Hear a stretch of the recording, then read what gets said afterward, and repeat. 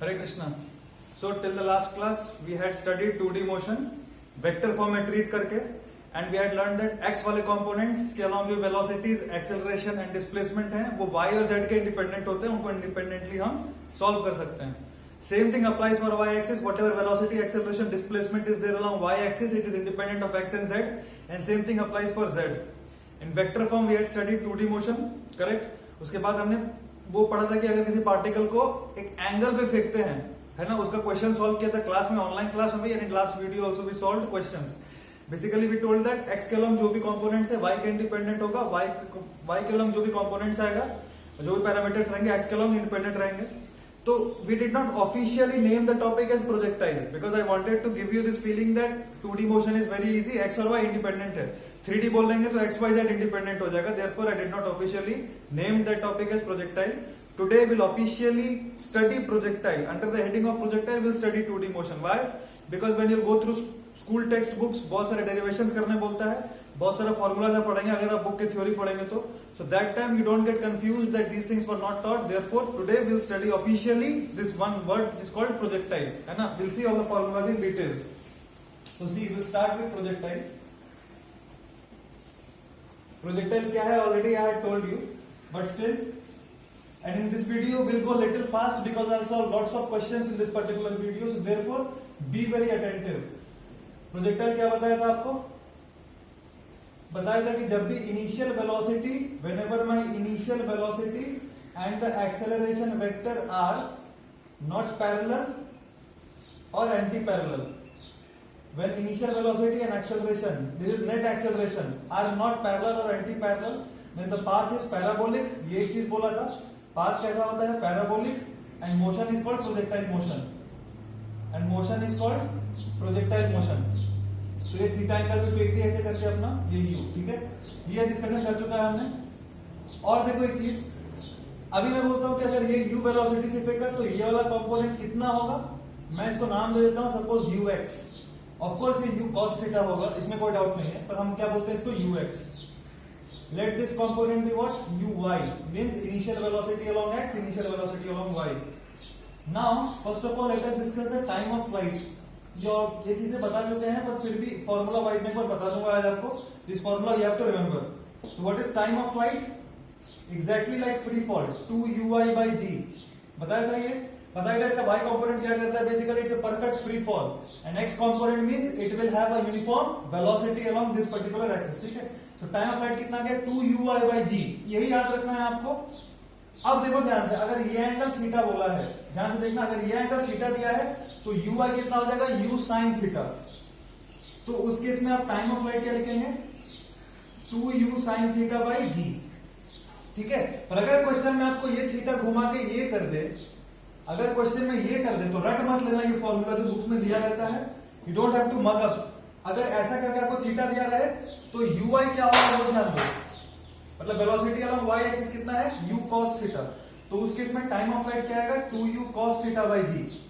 So therefore essentially what you have to remember is what is time of flight? 2 into y component of velocity by g. ठीक है. But naturally in standard text books आपको generally ये angle theta देखने को मिलता है, ये वाला थीटा नहीं मिलेगा आपको. इन 99% केसेस आपको थीटा ये दिया हुआ रहेगा. So therefore it's 2u sin theta by g, no big deal. ठीक है. टाइम ऑफ फ्लाइट में और कुछ ऐसा 30 मार्क का वाला चीज बताने का नहीं है. अब देखो ध्यान से, टाइम ऑफ फ्लाइट का क्लियर हो गया. अब बात करते हैं हम लोग रेंज का. किसका बात करते हैं? रेंज का. सो ux uy के टर्म्स में if I want to discuss range, what will I write? Range क्या होगा? जो x कंपोनेंट ऑफ वेलोसिटी है into time of flight, right. क्योंकि ये जो मोशन है, ये जो u मीटर पर सेकंड से फेंका ना, इसका जो x कंपोनेंट है ये तो कांस्टेंट है. क्यों x कंपोनेंट कांस्टेंट क्यों है? क्योंकि जो नेट एक्सेलरेशन है g वो y के अलॉन्ग लग रहा है. क्योंकि नेट एक्सेलरेशन y के अलॉन्ग लग रहा है, x के अलॉन्ग कोई भी एक्सेलरेशन नहीं है, तो x कंपोनेंट चेंज भी नहीं होगा. तो ये जो ux था वो हमेशा ux रहेगा. इसका मतलब पार्टिकल का जो मोशन है x एक्सिस के अलॉन्ग, पार्टिकल का जो मोशन है x एक्सिस के अलॉन्ग वो कैसा है? Uniform motion. इसीलिए हम सीधे बोल देंगे distance which is range in this case equals to x axis के अलॉन्ग जो वेलोसिटी है into time. Distance equal to speed into time type से. अब इसको क्या बोल देंगे? देखो ux और टाइम ऑफ फ्लाइट क्या है? 2uy by g.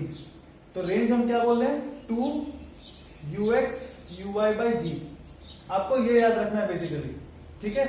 Now you see ux के बदले पुट कर दो क्या, ये बेसिकली फॉर्मूला आपको याद रहना चाहिए, इंपॉर्टेंट है। जैसे 2u sin θ/g याद रहना चाहिए। थीटा जनरली ऐसे देता है, आपको टेंशन लेने का जरूरत नहीं है। उसी तरह थीटा दिया हुआ आपको, रेंज फटाक से देखो क्या हो जाएगा, ux के बदले u cos थीटा, uy के बदले u sin θ/g। ये क्या आ गया देखो, u स्क्वायर, ये u और ये u को मिला के मैं बोल दिया u स्क्वायर। 2 sin θ cos θ होता है sin 2 theta, 2 sin θ cos θ equals to sin 2 theta होता है, याद रखना है आपको। तो ये क्या हो जाएगा, u स्क्वायर sin 2 θ/g। ये हो गया मेरा रेंज। अगर आपको ये चीज नहीं पता है कि 2 sin θ cos θ होता है, कॉपी में साइड में लिख लेना कहीं से, कॉपी में साइड में एक जगह you can write down that 2 sin θ cos θ is sin 2 theta, ठीक है। Basically suppose I say 2 sin 30 degree cos 30 degree, 2 sin 30 degree cos 30 degree means 2 sin θ cos θ, this is sin 2 theta, mean this is basically sin 60 degree. इस type से समझ में आया ना basically मतलब क्या है इसका, ये मतलब है, ठीक है। अभी देखो, तो रेंज ही बता दिया मैंने आपको, इस पर्टिकुलर फॉर्मेट में जो बुक्स में दिया होता है, इस टाइप से दिया होता है रेंज। अच्छा, अब इसमें दो चीज बताना है, ध्यान देना। 2 points that you have to take care of when we discuss about range. Look very carefully. First thing max नहीं, first thing range maximum कब होगा, रेंज मैक्सिमम कब होगा, of course for a given u। अगर मेरे को u दे दिया है, u मतलब किस वेलोसिटी से मैं फायर करूं, वो दे दिया है आपको सपोज बोला एक पर्टिकुलर वेलोसिटी से आपको एक बुलेट को फायर करना है। Now at what angle should I hold my gun so as to get the maximum possible range? At what angle should I hold my gun so as to get a maximum possible range? Range maximum कब होगा for given u कितना speed से fire करूंगा दिया हुआ। तो देखो range का फॉर्मूला क्या है, u square sin 2 θ/g। u स्क्वायर दिया हुआ है मतलब u is constant, g is constant, मतलब if I maximise sin 2 θ r will automatically be maximised. sin 2 θ का मैक्सिमम वैल्यू क्या हो सकता है, this implies sin 2 θ should be what, maximum, है ना। और मैक्सिमम कितना हो सकता है 1। sin 2 θ का मैक्सिमम वैल्यू कितना होगा 1। sin θ का मैक्सिमम वैल्यू मतलब sin alpha, suppose I take alpha, suppose sin alpha का मैक्सिमम वैल्यू क्या सकता है 1, मतलब sin 2 θ का मैक्सिमम वैल्यू 1। इसका मतलब 2 θ क्या होगा 90 डिग्री, मतलब थीटा कितना आ जाएगा मेरा 45 डिग्री।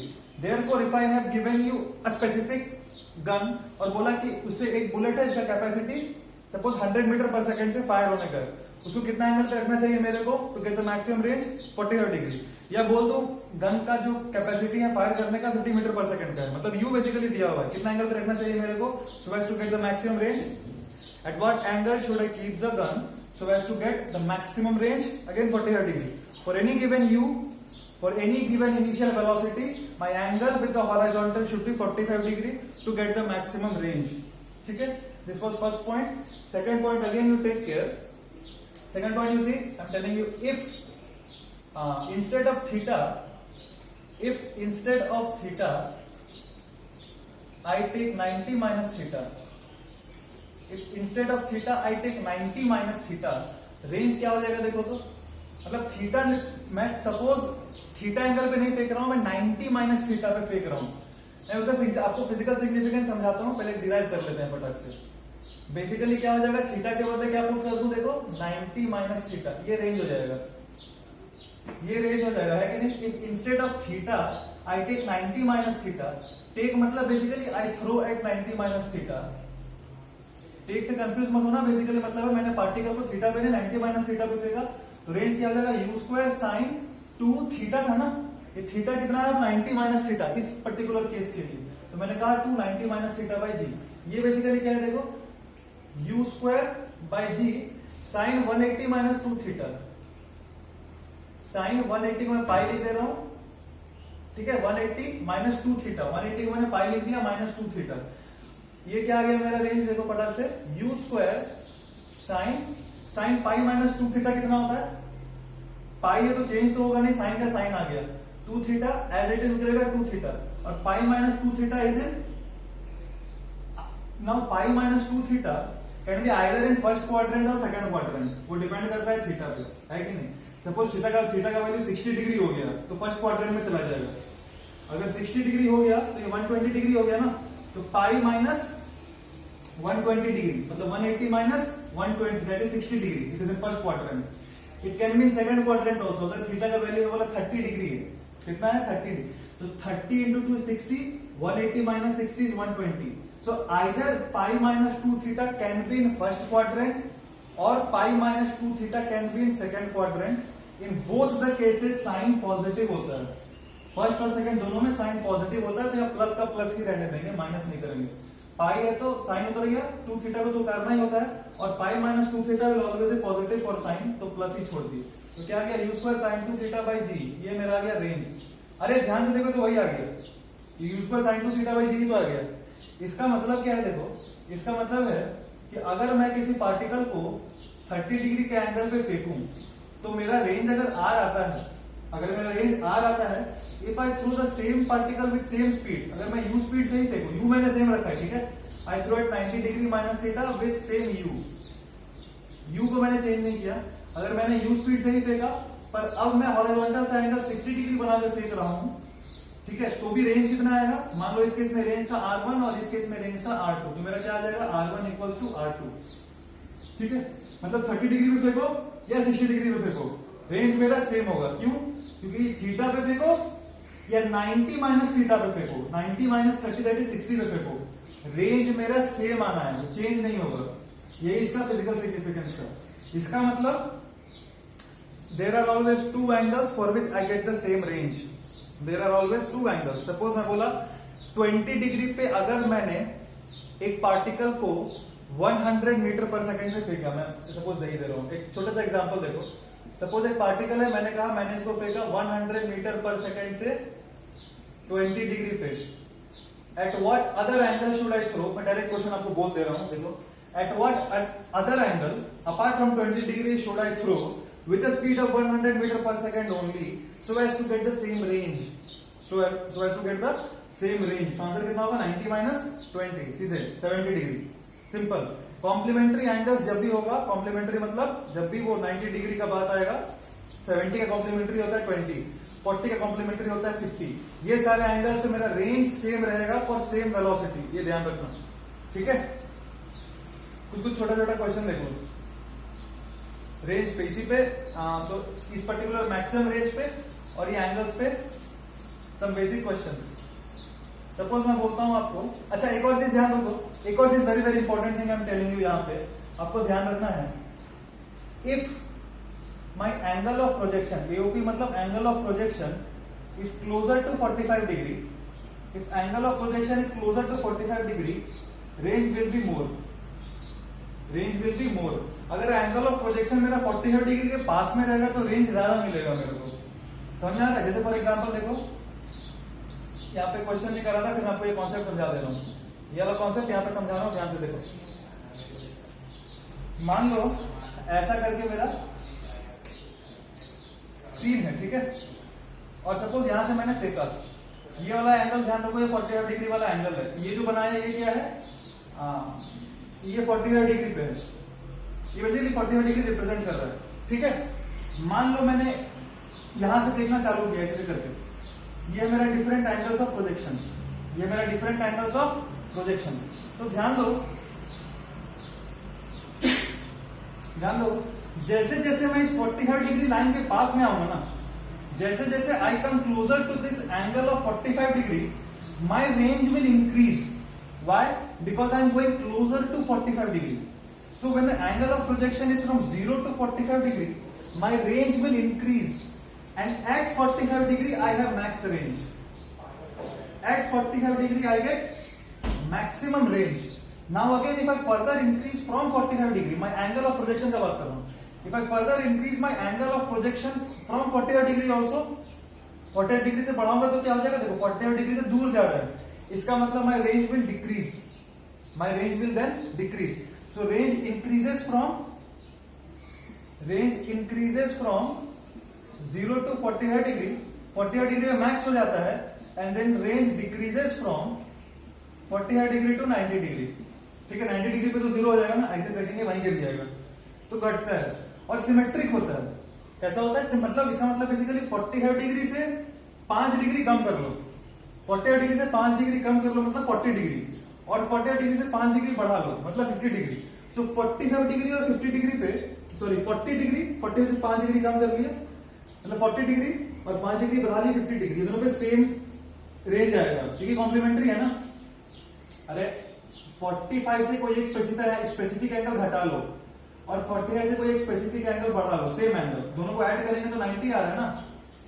ये दोनों एंगल कितना आ रहा है, 90 डिग्री। इसका मतलब ये दोनों एंगल्स कॉम्प्लीमेंट्री है। ये मान लो एंगल 1 और ये मान लो angle 2। So angle 1 and angle 2 are complementary, right. दोनों को ऐड करने से कितना आ रहा है, 90 डिग्री। इसका मतलब एंगल 1 पे अगर कोई प्रोजेक्टाइल फेंकते हैं उसका रेंज जो आएगा वही रेंज मेरे को एंगल 2 पे फेंकने पे भी मिलेगा, क्योंकि दोनों का सम 90 डिग्री है, वही तो बताया था मैं। 90 डिग्री माइनस थीटा थीटा दोनों पे सेम मिलता है, क्यों, दोनों का सम 90 डिग्री है इसीलिए। तो जब भी दो एंगल पे हम प्रोजेक्ट कर रहे हैं ना और वो दोनों का सम एंगल ऑफ प्रोजेक्शन अगर 90 डिग्री है, दोनों पे सेम रेंज मिलेगा। 45 माइनस थीटा 45 प्लस थीटा दोनों पे सेम रेंज मिलेगा, क्योंकि सम 90 डिग्री है। इसका मतलब 45 डिग्री सिमेट्रिक होता है, ठीक है। और 45 डिग्री के जो ज्यादा पास में रहेगा, whichever angle of projection is closer to 45 degree, that will have greater range, ठीक है। ये फटाक से कुछ क्वेश्चंस करते हैं, देखो we'll do some question based on that 3-4 problems, then we'll move ahead.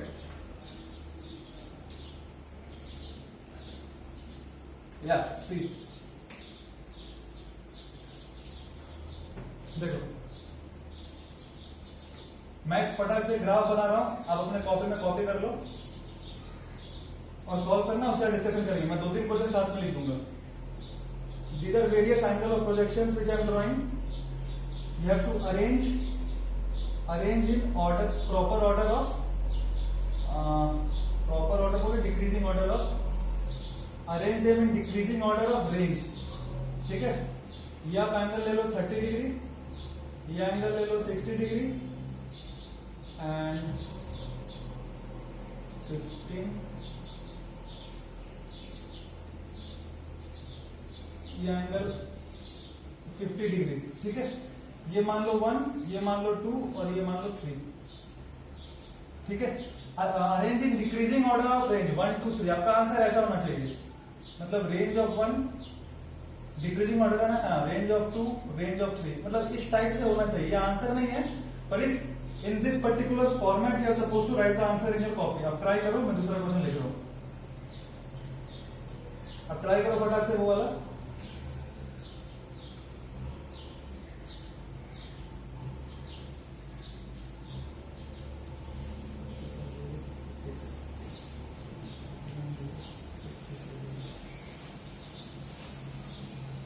ठीक है, ये वाला भी ट्राई कर लो आप। ये भी 1 है 2 है, question is same, decreasing order of range में आपको ये में अरेंज करने का, ठीक है। ये 2 क्वेश्चन हो गया और एक क्वेश्चन ही क्लास में करा हुआ है, पर मैं यहाँ पे एक बार फिर से पता से करा दे रहा हूँ आपको।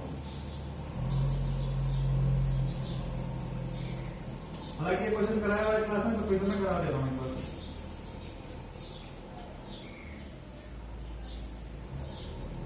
ये 1, ये 2, ये 3, यहां पे आपको arrange in, you have to arrange in decreasing order of, ये t क्या है, time of flight. Arrange in decreasing order of time of flight, ये पहला क्वेश्चन है। Arrange in decreasing order of time of flight and velocity. Arrange in decreasing order of velocity, मतलब basically velocity मतलब velocity का magnitude, इसके decreasing order में आपको arrange करने का, ठीक है। फटाक से ट्राई करें एक बार स्क्रीन पॉज करके और फिर देखो स्क्रीन की तरफ, ठीक है। ये मिटा दें क्या, ये मिटा देता हूं।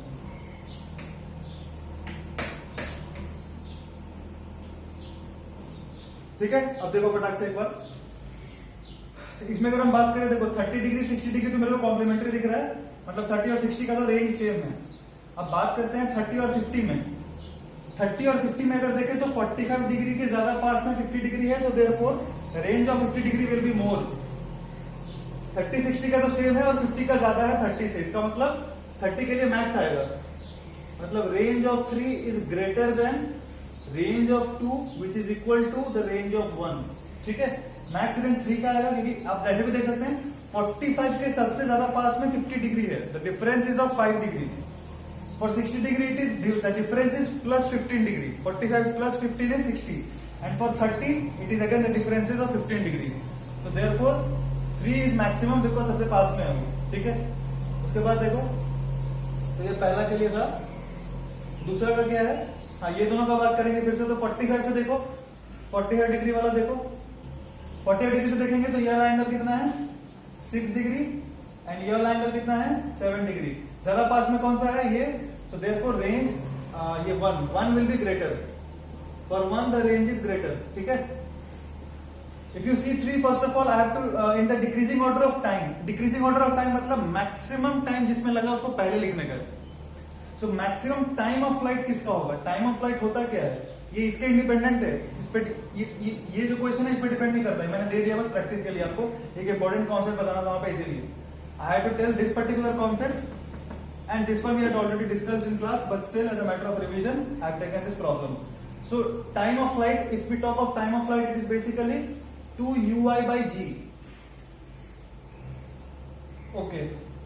Means जिसका भी maximum ui रहेगा, उसका time of flight भी maximum रहेगा. जिसका भी ui max रहेगा, उसका time of flight भी maximum रहेगा. In all these 3 cases, I see height के ऑर्डर में दिया हुआ है. height क्या होता है देखो? ui square by 2g. Maximum height जिसका है उसका ui ज्यादा होगा. तो ui सबसे ज्यादा किसका है? 1 का, क्योंकि इसका हाइट मैक्सिमम है. तो ui ज्यादा हो गया, मतलब टाइम ऑफ फ्लाइट भी सबसे ज्यादा हो गया किसका? 1 का. उसके बाद ये दोनों का ui सेम है देखो, क्योंकि मैक्स हाइट सेम है दोनों का, मतलब ui for these two will be same. और ui दोनों का सेम है अगर y के अलोंग जो कंपोनेंट है अगर ये दोनों का सेम है, इसका मतलब दोनों का टाइम ऑफ फ्लाइट भी सेम होगा. ठीक है, ये आ गया मेरा. तो T1 सबसे बड़ा है. आप पहले सिंपल याद रखो कि जिसका हाइट ज्यादा होगा ना उसका टाइम ऑफ फ्लाइट ज्यादा होगा. सिंपल, क्योंकि y कंपोनेंट ज्यादा होगा उसका. टाइम ऑफ फ्लाइट किसका ज्यादा होगा? इसका y कंपोनेंट ज्यादा होगा. उसी तरह से हाइट किसका ज्यादा होगा?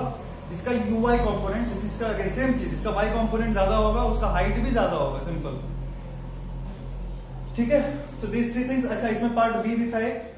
सेकंड पार्ट इज आपको वेलोसिटी के ऑर्डर में अरेंज करना है, पर ये 1 के लिए डिफाइन नहीं कर सकते. Decreasing order of velocity for 2 and 3 only. We cannot comment on 1. We cannot comment on 1. उसका हाइट पे डिपेंड करेगा.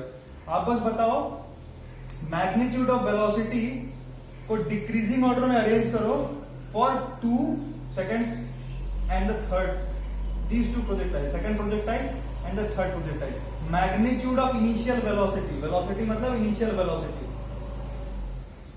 Arrange in decreasing order of magnitude of initial velocity for 2 and 3. एक बार ट्राई करो फिर देखना. ठीक है, देखो एक चीज तो सिंपल है कि ui for 2 equals to y component for 3. दोनों का y कंपोनेंट तो सेम है. क्यों? क्योंकि मैक्स हाइट भी सेम है, मैक्स हाइट सेम है बेसिकली दोनों का. मैक्स हाइट सेम है मतलब ui क्या होगा? सेम. अरे जिसका मैक्स हाइट सेम है अगर, उसका मतलब ui भी क्या होना चाहिए? सेम होना चाहिए.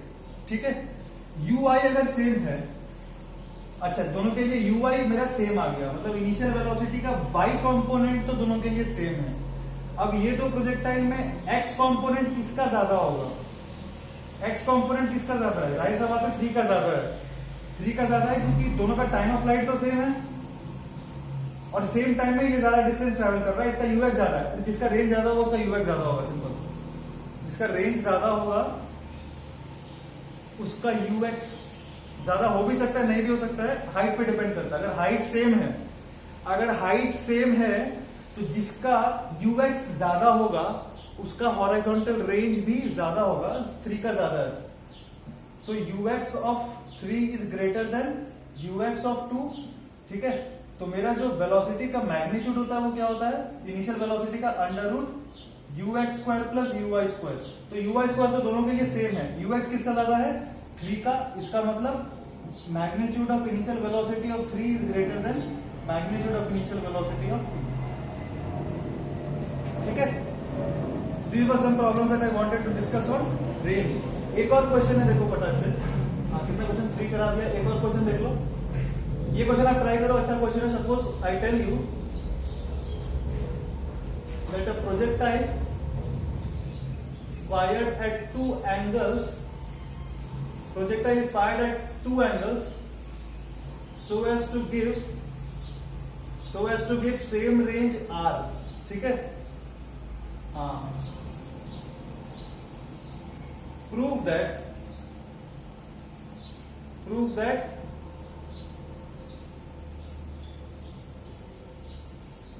R equals to 4 root H1 H2, ठीक है। H1 क्या है? H1 है मैक्स हाइट, मतलब H1 and H2 R max Heights.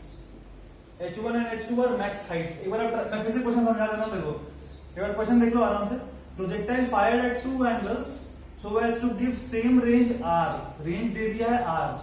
Prove that range equals to 4 times root under H1 H2 where H1 and H2 are the max heights attained for those two angles, ठीक है। max heights attained for those two angles, ठीक है। H1 H2 to max Heights है जो attain थे। वो screen pause करो और ट्राई करो, नहीं समझा क्वेश्चन एक बार देख के समझो ढंग से, ठीक है, और ट्राई करो, ठीक है। अब देखो सपोज ये मेरा ऐसा करके केस है, कुछ एक प्रोजेक्टाइल ऐसे करके है, रेंज मेरे को दिया हुआ है कितना R, क्वेश्चन में दिया हुआ है मेरे को R है, ठीक है।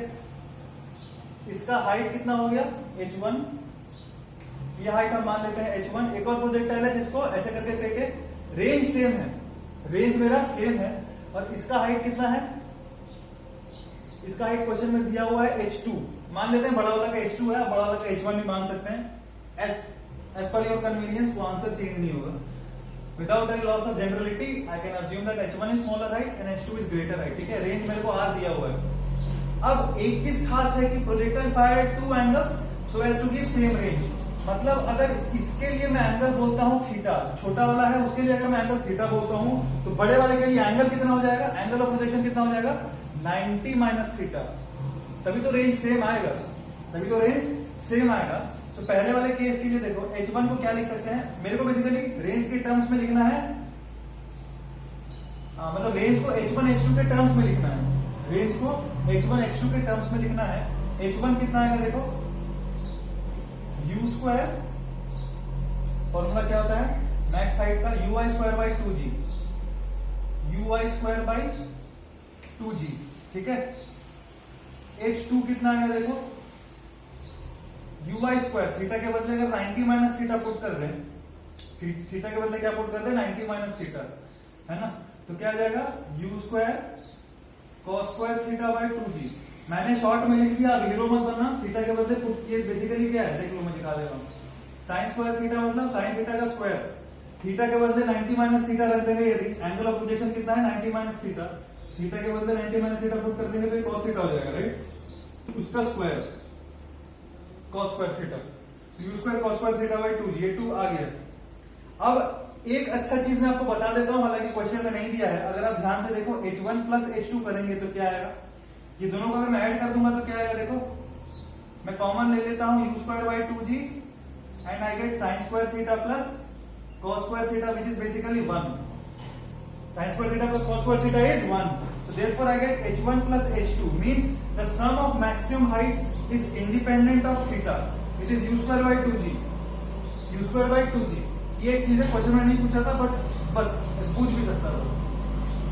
हमको चाहिए क्या, ये दोनों को रेंज के टर्म्स में लिखना है, और आप अगर रेंज देखेंगे, रेंज कितना आएगा, रेंज क्या होता है U square sine 2 theta by, पता है ना, रेंज याद रखना, U square sine 2 theta by G, एक बार बोल गया तो देख लो। मैक्स हाइट कितना होता है U square sine square theta by 2G, basically UI square by 2G।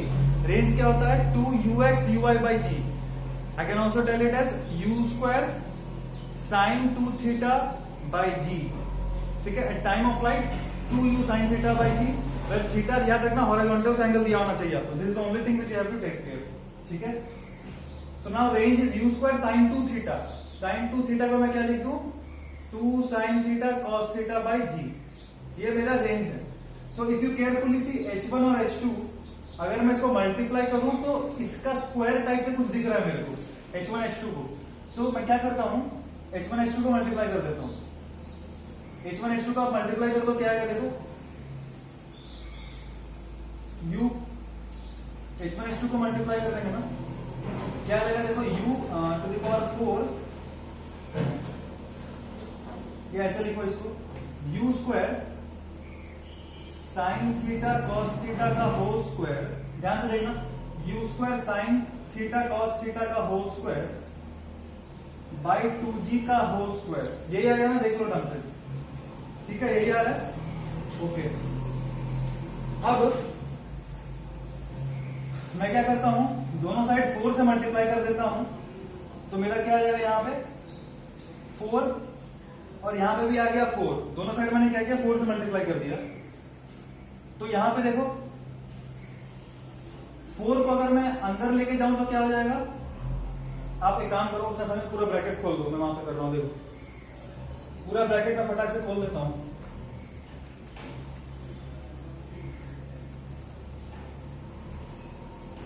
पूरा ब्रैकेट वहां पे अगर खोल दो तो क्या आ जाएगा, देखो फटाक से,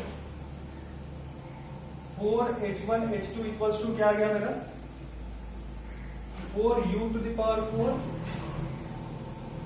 sign square theta cos square theta by 4g square, सही है ना। हाँ, अब एक चीज देखो, 4 sine square theta cos square theta, ये बेसिकली साइन 2 थीटा का होल स्क्वायर है। ये क्या है, यह साइन 2 थीटा का होल स्क्वायर है ना, 2 साइन थीटा कॉस थीटा का होल स्क्वायर है ये वाला टर्म्स, और u to the power 4 by 4 को इधर भेज तो आ जाएगा आपका 16h1h2, बचेगा यहाँ पे g स्क्वायर। अब ध्यान दो, इसको मैं लिख सकता हूं u square sine 2 theta by g का होल स्क्वायर, और यहाँ पे मेरा बचा 16h1h2, ठीक है। अब दोनों साइड अगर मैं रूट ले लूं, तो क्या बचेगा 4 रूट h1h2, और अगर आप ध्यान से देखो u square sine 2 theta by g क्या था, कहां गया, हाँ, u square sine 2 theta by g, ये क्या है, range, u square sine 2 theta by g क्या है, रेंज, तो ये हो जाएगा रेंज, ठीक है ना। रेंज का स्क्वायर है, मैंने दोनों साइड स्क्वायर रूट ले लिया, बेसिकली क्या है, रेंज r स्क्वायर, दोनों साइड रूट ले लिया तो 4 root h1h2 equals to r, वही प्रूफ करना था मेरे को, ठीक है। ये सब रिजल्ट आपको याद नहीं भी रखे तो दिक्कत नहीं है, याद रख भी सकते हैं, कभी कभी पूछ सकता है, याद रख सकते हैं, नहीं भी रख सकते हैं, कोई दिक्कत नहीं है, याद रख ले तो अच्छा है। It's better if you remember these results. So एक रिजल्ट तो ये था कि h1h2 इंडिपेंडेंट होगा, वो u स्क्वायर बाई 2g हो जाएगा। दूसरा रिजल्ट, अगर दो एंगल ऑफ प्रोजेक्शन पे रेंज से है बेसिकली मेरा, in that case what is range in terms of h1 and h2, my range is 4 under root h1 h2, ठीक है। these are problems also in themselves and some standard results also which if you want you can remember, it may help you, ठीक है। so basically अपना यहाँ पे खत्म करते हैं रेंज का कहानी। अब एक और चीज का बात करते हैं, एक स्पेशल रेशियो है जो बताता हूं मैं आपको। अगर आप मैक्स हाइट का बात करें, मैक्स हाइट का फॉर्मूला क्या था, u square sine square theta by 2g। अगर आप रेंज का बात करें क्या था, 2u sine theta by g। ये क्या है, टाइम ऑफ फ्लाइट, ये टाइम ऑफ फ्लाइट है, मल्टीप्लाई किससे करते थे हम, u cos थीटा से। ये है मेरा रेंज, तो अगर हम देखो ध्यान से, मैक्स हाइट बाय रेंज कर दूं, अगर मैं दोनों को डिवाइड करूं, ये मैं आपको होमवर्क दे रहा हूं, आप खुद से करो, एक बार कॉपी में खुद से ट्राई करो, ये आपका आएगा tan थीटा बाई 4, छाप मत लेना चुपचाप, एक बार ट्राई करो तब समझ में आएगा कैसे आएगा। h max by r basically क्या है, tan थीटा बाई 4, इसका मतलब देखो ये मेरे को दिया है h मैक्स है ना, और यहां से मेरे को दिया है r, तो h max by r, h max मतलब y वाला जो पार्ट है बाई r इक्वल्स टू क्या होगा, tan थीटा। थीटा क्या है, angle of projection, by 4, constant है मतलब 4 कांस्टेंट है, ये कांस्टेंट नहीं हो तो एंगल पर डिपेंड करेगा थीटा, ठीक है। कंफ्यूज नहीं होना, r बाई h मैक्स मत लेना tan theta by 4, r by h max equal to tan theta by 4 मत समझ लेना, h max by r equal to tan theta by 4, याद रखना अच्छे से, it's very important result. 2-3 question तो इसी पे कराऊंगा मैं अभी, एक बार याद कर लो फटाक से। h max by r equals to tan theta by 4, ठीक है। Theta is the angle of projection and this is the relation between max height and range. अच्छा एक बार वो देख के बताओ, ये इक्वेशन देख के बताओ कौन सा ज्यादा होगा, h max ज्यादा होगा। अगर मैं ये आपसे बोलूं choose the correct option, choose the correct option, H max greater than R या एच मैक्स छोटा R, H max less than equals to R हो सकता है, ऑल ऑफ दीज। ये चार ऑप्शन में से कौन सा सही होगा फटाक से बोलो, ये फॉर्मूला देख के बोलो। एच मैक्स ये जनरल है, आप ऐसा मत समझना ये कोई स्पेशल केस है, ये जनरल फॉर्मूला है, क्योंकि देखो मैंने जनरल डिवाइड किया ना, एच मैक्स और आर पर डिवाइड कर लिया, कोई special condition I have not applied any special terms and conditions, no terms and conditions applied, it's a general formula that H max by R is tan theta by 4। ये कर लेना खुद से, और ये चार में से सही ऑप्शन चूज करो, क्या होगा फॉर्मूला देख के बोलो, आंसर क्या होगा, all of this, anything can happen, H max भी बड़ा हो सकता है, रेंज भी बड़ा हो सकता है, कुछ भी हो सकता है। क्यों, tan थीटा का अगर वैल्यू देखो, मान लो थीटा इक्वल्स टू 45 डिग्री, मान लो थीटा इक्वल्स टू 45 डिग्री, इसका मतलब tan 45 कितना होता है 1, तो एच मैक्स बाय आर क्या आएगा 1/4, एच मैक्स बाय आर क्या आएगा 1/4 at theta equals to 45 degree. इसका मतलब एच मैक्स बड़ा है कि रेंज बड़ा है, रेंज बड़ा है, कौन सा बड़ा है, रेंज बड़ा है। पर जैसे जैसे थीटा को बढ़ाएंगे, जैसे जैसे थीटा को बढ़ाएंगे, ये क्वांटिटी 1 से बड़ा हो जाएगा, जब tan थीटा का वैल्यू 4 से बड़ा हो जाएगा, जब tan थीटा का वैल्यू 4 से बड़ा हो जाएगा, मतलब 5, 6, 7, 10, 20 ऐसा हो सकता है tan थीटा का वैल्यू, है ना। tan थीटा पे अगर आप ध्यान दो, tan थीटा क्या होता है फटाक से देखो, tan theta is basically my sin theta by cos theta, है कि नहीं। मतलब थीटा जैसे बड़ा करते हैं हम, जैसे जैसे थीटा बढ़ाते हैं, ये tan थीटा बढ़ते जाएगा ना, क्योंकि sin थीटा क्या है, sin थीटा बढ़ते जाएगा और cos थीटा घटते जाएगा, तो डिनोमिनेटर घट रहा है, तो ओवरऑल क्या होगा, बढ़ेगा, ठीक है। और थीटा 90 डिग्री पे क्या हो जाएगा, cos 90 इज 0, तो थीटा अगर आपका 90 डिग्री हो जाए तो ये इंफिनिटी हो जाएगा, मतलब बहुत बड़ा हो जाएगा। तो as we approach, as theta tends to 90 degree, as theta tends to 90 degree क्या होगा, tan थीटा काफी बढ़ जाता है, tan थीटा काफी बढ़ जाएगा, मतलब ये h काफी बड़ा हो जाएगा r से हमारा, ठीक है। सब कंफ्यूज मत होना कि h मैक्स और r में कौन सा बड़ा रहेगा, दोनों में से कोई बड़ा हो सकता है कभी भी, depends on theta, perfectly depends on theta, ठीक है। I hope it's clear now, कि फॉर्मूला याद कर लो, h max by r equals to tan theta by 4, ठीक है। अभी देखो कुछ क्वेश्चन करा रहा हूं फटाक से, अब ट्राई करो। पहला क्वेश्चन, फाइंड, ऐसे नहीं लिखूंगा, एओपी लिख दूंगा, एओपी मतलब angle of projection, angle of projection for which max height equals range, ठीक है। Second question, find angle of projection for which range is 10 times of maximum height, फटाक से करो।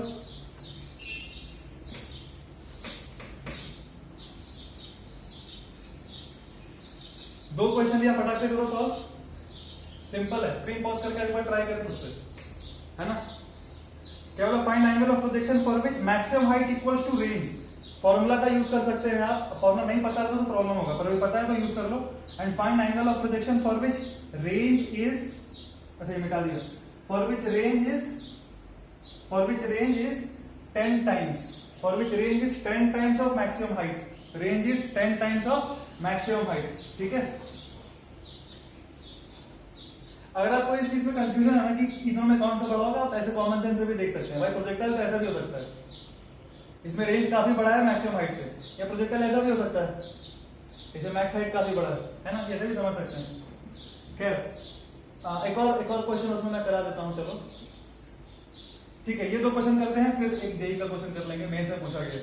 Find angle of projection for which maximum height equals to range, मेरे को पता है max height bye range क्या होता है, tan थीटा बाय 4, बोल रहा है ये दोनों इक्वल कब होगा, इक्वल होगा मतलब कट जाएगा, इसका मतलब कब होगा, जब tan थीटा कितना हो जाए 4, इसका मतलब एंगल ऑफ प्रोजेक्शन कितना आ जाए, एंगल ऑफ प्रोजेक्शन कितना आ जाए, tan इनवर्स 4, सिंपल, ठीक है। सेकंड क्वेश्चन, जब क्या बोला है, रेंज कितना हो जाए 10 times of max height, range कितना हो जाए 10 times of max height, this is equal to again tan theta by 4, cut गया, देख फटाक से tan थीटा कितना आ गया 4/10, 0.4, फिर से वही बात, एंगल ऑफ प्रोजेक्शन कितना आ गया इस केस में, tan inverse 0.4 simple, tan inverse 0.4 बोल लो, या tan इनवर्स 2/5, 4/10 मतलब 2/5 कुछ भी। ठीक है सर, आई होप ये दो चीज क्लियर है। क्वेश्चन नंबर 3 देखो, ये पूछा गया था आपका, उस समय तो मेंस नहीं होता था, ट्रिपल ही होता था, ट्रिपल ही में पूछा था, उस समय मेंस नहीं होता था, ट्रिपल ही होता था, तो मैं लिख दिया ट्रिपल ही 2011 में पूछा गया था। इजी क्वेश्चन है, देखो आपको बोला गया पार्टिकल, ध्यान से देखना, आप कर सकते हैं सॉल्व, या खुद से करो ट्राई, अच्छा क्वेश्चन है। पार्टिकल प्रोजेक्टेड एट, इजी है, पार्टिकल प्रोजेक्टेड एट 45 डिग्री। अब आपको बोला है, ध्यान से देखना, angle of elevation at, angle of elevation at topmost point, angle of elevation at topmost point as seen from point of projection will be, और 4 option दिया हुआ था, मैं नहीं दे रहा आपको बोला particle projected at 45 degree, particle projected at 45 degree, angle of elevation at topmost point as seen from point of projection will be. 2011 आगे फटाक से ट्राई करो, फिर स्क्रीन पॉज करके देखना, एक बार ट्राई करो फिर स्क्रीन पॉज करके देखना, ठीक है। अब एक तो लंबा तरीके से कर सकते हैं आप, जो मैंने खुद ट्राई भी नहीं किया, मैं लंबा तरीके से ट्राई भी नहीं किया, मेरे को तो दिख रहा है, मैं फॉर्मूला मार सकता हूं, देखो फटाक से कैसे। मान लो ऐसे करके मेरा प्रोजेक्टाइल रहा होगा, ठीक है, सो पूरा एंगल ऑफ एलिवेशन। अब देखो एग्जाम में कभी कभी it may sometimes happen that you don't know the meaning of a word, sometimes it may happen it's new to you, what is angle of elevation, although you read it in class 10th, I know you might have studied in trigonometry, है ना, elevation depression क्या क्या था। so angle of elevation, even if you don't know, you should use your brain, angle of elevation मतलब कुछ तो उठा हुआ, at topmost point, angle of elevation at topmost point as seen from the point of projection, जाहिर सा बात है ये एंगल पूछ रहा है आपको, ये एंगल पूछ रहा है, common sense you can apply, even if you don't know what is angle of elevation, you should never give excuse that sir I don't know. Why? Because in exams it may happen that some new words will come, that you may come across some new words at that point of time. Use your logic, ठीक है। If it's too confusing you better leave it, otherwise -1 हो जाएगा। But if you can use your logic and proper understanding and answer के options में कहीं match हो रहे हैं solve करने के बाद, you can go for it, ठीक है।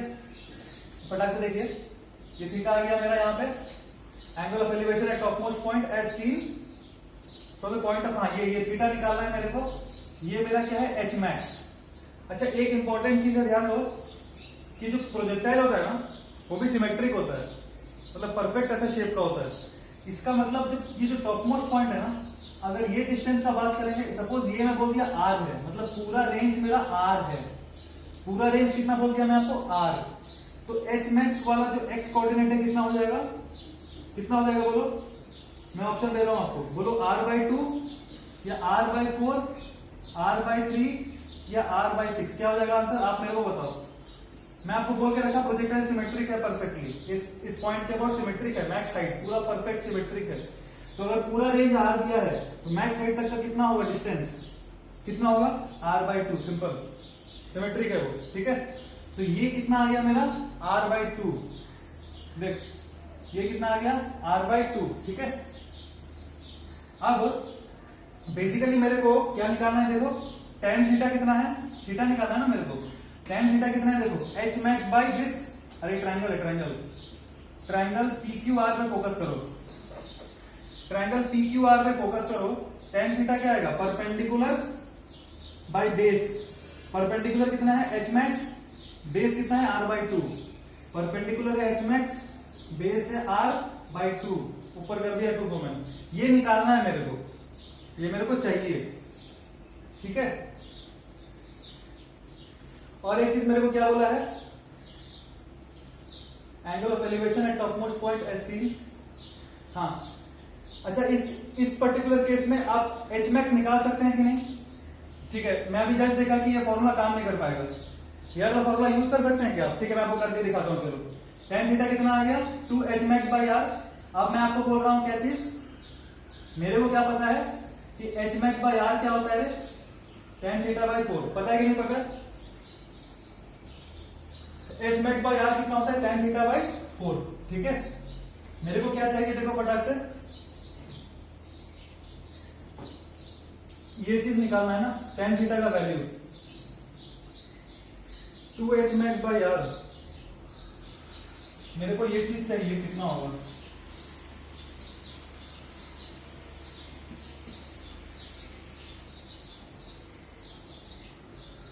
ये वाला थीटा तो निकालना है मेरे को। हाँ, ऐसे बेसिकली कर ही नहीं सकते आप, ऐसे बेसिकली कर ही नहीं सकते।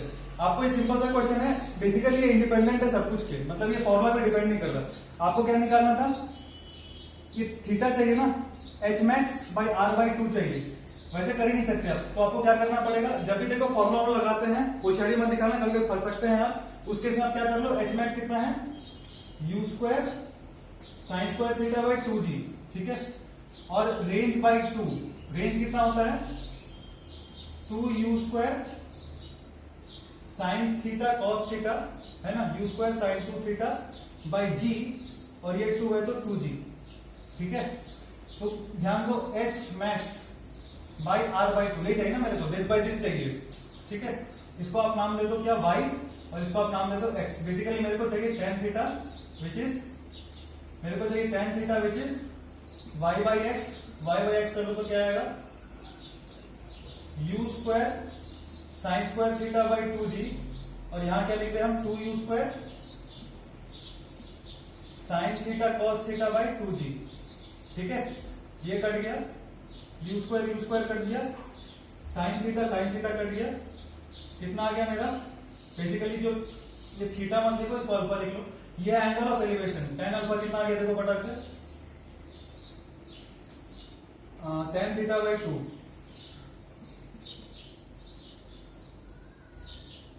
ठीक है, कितना आ गया tan theta by 2, alpha tan theta by 2। अच्छा, ये क्वेश्चन में पूछा था, इसका मतलब यहाँ पे क्वेश्चन में आपको ये चीज दिया हुआ रहेगा।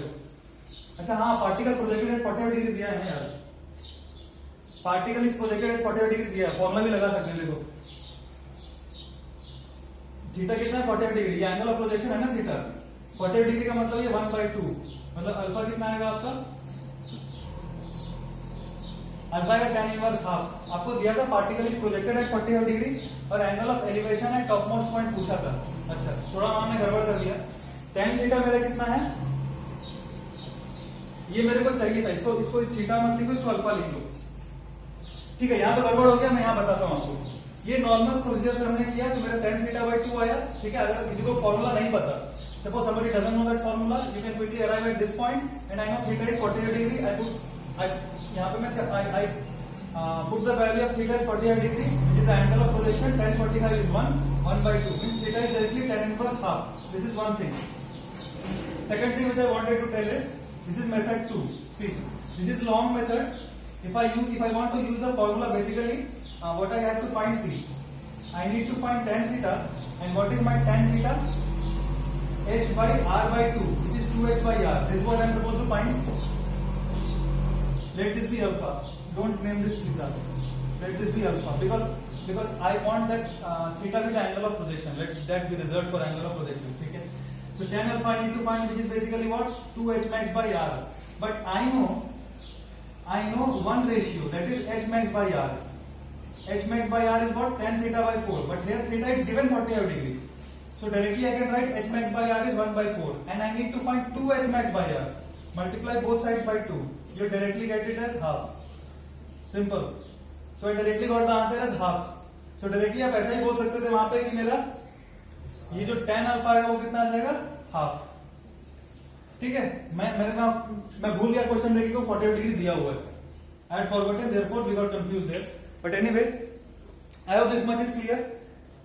ठीक है, सो ये चीज याद रखना है आपको। अगर याद रखेंगे आप कि एच मैक्स और थीटा, एच मैक्स और जो रेंज होता है उसमें एक रिलेशन होता है कि H max by R equals to tan theta by 4। तो अगर आपको थीटा पता है, अगर आपको एंगल ऑफ प्रोजेक्शन पता है, then the ratio of maximum height and range will be fixed. ठीक है, ठीक है, so I hope this 3 questions are clear. तो बेसिकली हमारा ये भी चीज क्लियर हो गया। ठीक है, अब एक नया टॉपिक स्टार्ट करेंगे। टॉपिक नहीं, मैं आपको सिंपल सा क्वेश्चन देता हूं, आप सॉल्व करो इसको, क्योंकि उस क्वेश्चन के हेल्प से I want to bring out a new concept.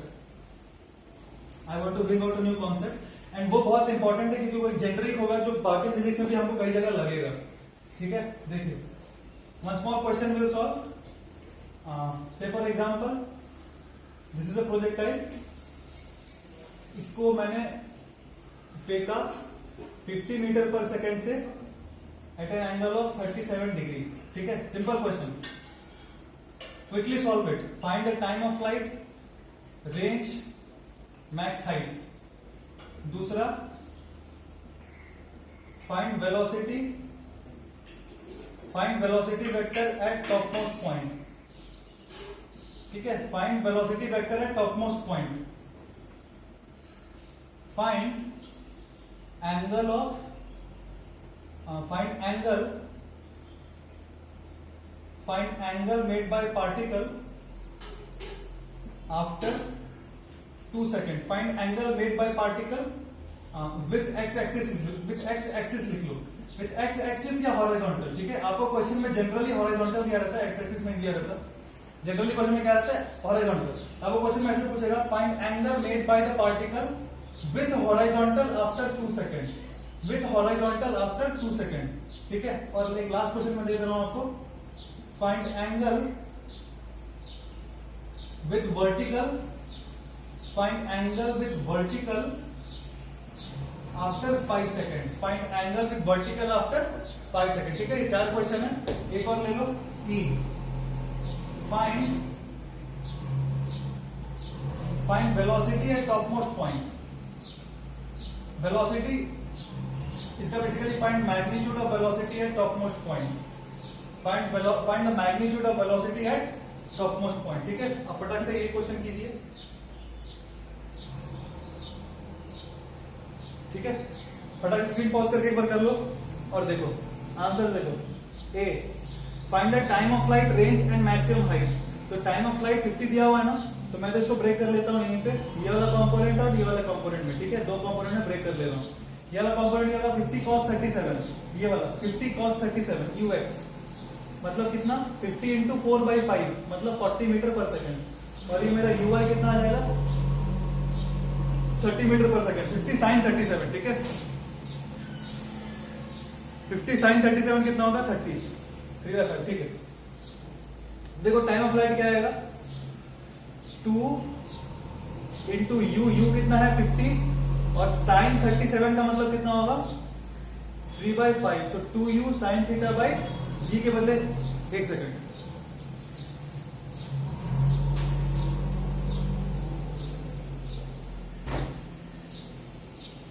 या 2u sin थीटा बाई जी, सही क्या ना, कुछ गड़बड़ तो नहीं कर दिया रे। ठीक है, यह time of flight. B, range, अच्छा ये निकाल देता हूं मैं, ये कट गया। टाइम ऑफ फ्लाइट आ गया आपका 6 सेकेंड। ठीक है, ये तो ऐसे भी देख सकते थे ना, जब ui 330 लिख ही दिए, जब ui 30 लिखी थी तो फिर क्या इतना परेशान हो रहे थे। डायरेक्ट आप ऐसे रिजॉल्व कर लो, 2ui/g मतलब 60/10, दैट इज 6 सेकेंड। ठीक है, रेंज कितना हो जाएगा, अगर टाइम ऑफ फ्लाइट मिल ही गया मेरे को, टाइम ऑफ फ्लाइट इंटू ये वाला वेलोसिटी दैट इज 40। ठीक है, ये कितना आ जाएगा 240 मीटर्स। अच्छा, ये एक ही क्वेश्चन का पार्ट है। और लास्ट क्या था, मैक्स हाइट क्या होता है, ui²/2g। मैक्स हाइट इस पे तो डिपेंड नहीं करेगा ना, सिर्फ इस पे डिपेंड करेगा। तो ui² that is 900/2g, 900/2g मतलब 20, ये कितना आ गया 45 मीटर्स। ठीक है, एक चीज देख लेते हैं हम लोग, चलो एक बार h/r निकालो कितना होता है। h/r करो 45/240, ये कितना होता है 15 से कटेगा क्या, 15 से कट जाएगा। हाँ, 15 3 जा 45 और 15 10 जा 150 और 96, 10 + 6 16। h/r देखो 3/16 आया। ठीक है, अगर हम tan θ/4 को चेक करें तो कितना आएगा, tan θ कितना है, tan 37 मतलब 3/4, 3/4/4, 3/16 सही आ रहा है। मतलब इस आप देखेंगे जनरल है वो, h/r = tan θ/4 होगा। खैर वैसे ही मैं कर दिया जो उसमें। B, find velocity at top most point. Velocity vector at top most point कितना हो जाएगा, सिंपल सा बात है 40 i कैप, क्योंकि j कैप तो उड़ जाएगा टॉप मोस्ट पॉइंट पे। टॉप मोस्ट पॉइंट पे जब आएगा तो इसका सिर्फ ये वाला कंपोनेंट रहेगा, ये वाला कंपोनेंट तो जीरो हो जाएगा ना, सिर्फ हॉरिजॉन्टल हो जाएगा वो, तब उसी को तो टॉप मोस्ट पॉइंट बोलते हैं, जब ये वाला कंपोनेंट जीरो हो जाता है।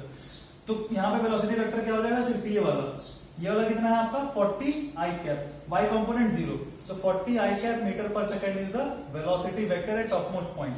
Find angle made by particle with x axis after 2 second. Is a very important question. See, अब angle made with x axis after 2 second.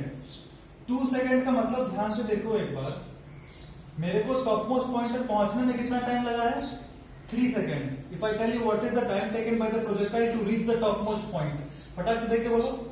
ये फ्री फॉल कर रहा है ना, ये वाला component which is 30 meter per second से कर रहा है. What is the time taken by the particle to reach the top most point, u by g.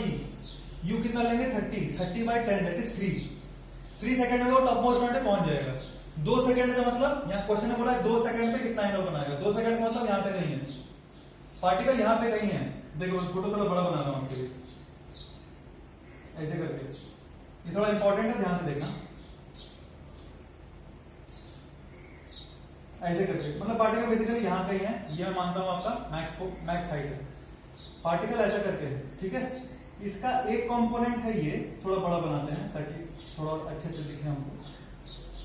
ये वाला क्या है मेरा, suppose this is velocity v, ये है मेरा वेलोसिटी का x कंपोनेंट, और ये वाला है मेरा वेलोसिटी का y कंपोनेंट. मेरे को क्या पूछा है, ये जो वेलोसिटी वेक्टर है वो हॉरिजॉन्टल या फिर x एक्सिस से कितना एंगल बना रहा है. तो मान लेता हूं ये एंगल इज थीटा. ध्यान से देखना, find angle made by particle with x axis और हॉरिजॉन्टल आफ्टर 2 सेकंड. 2 सेकंड के बाद ये एंगल कितना होगा. इनिशियली तो कुछ एंगल से मारे थे, इनिशियली कितना एंगल से मारे थे 37 डिग्री से. मान लेते हैं थीटा एंगल बनाया फाइनल. अगर आप थीटा को, अच्छा देखो मेरे को बताओ, थीटा को वी वाई और वी एक्स के टर्म्स में लिख सकते हैं कि नहीं. थीटा कितना हो जाएगा वी वाई और वी एक्स के टर्म्स में. ध्यान से देख, ये बेसिकली क्या है, यही तो we x plus we Y vector is V vector. अरे ये we x plus we Y vector, यही तो ये वी वेक्टर है. यही तो वी वाई इधर शिफ्ट कर देंगे, तो we x plus we y is this v. मतलब tan थीटा क्या है, ये वी वाई है बेसिकली. tan थीटा क्या है, perpendicular by base. tan theta क्या है, perpendicular by base, we Y by we x.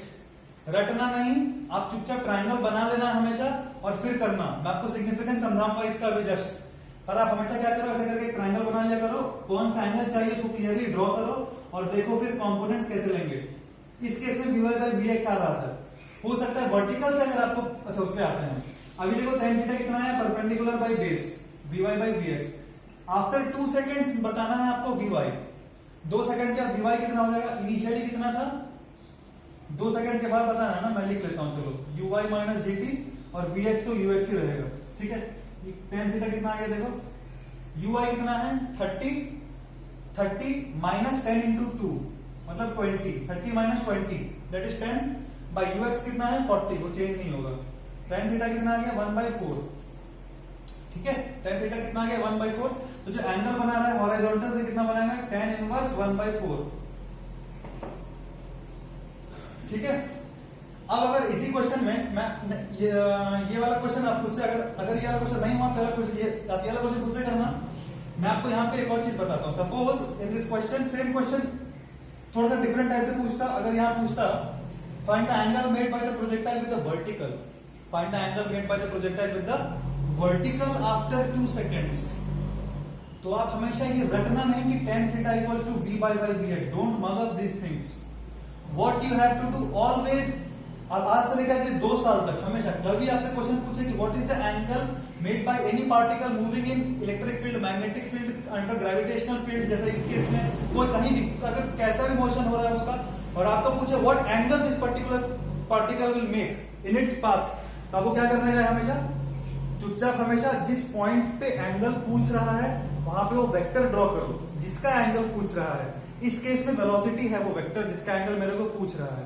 हो सकता है एक्सेलरेशन भी होता है किसी किसी केसेस में, मैं जस्ट बताऊंगा आपको. सो सबसे पहले उस वेक्टर को आप ड्रॉ करो और फिर देखो कि उस एक्स एक्सिस से पूछ रहे हैं ना, तो एक्स एक्सिस से कितना एंगल बना रहा है वो कैसे पता चलेगा, ट्रायंगल बना के. ऐसा करके आप ट्रायंगल बनाना. ये जो वेक्टर होगा उसको 2 कंपोनेंट्स में आप हमेशा रिजॉल्व कर पाएंगे, तभी एंगल निकाल पाएंगे, वरना निकाल ही नहीं पाएंगे आप. ठीक है, हमेशा 2 कंपोनेंट्स में रिजॉल्व करना. फिर देखना tan थीटा क्या है, थीटा क्या है.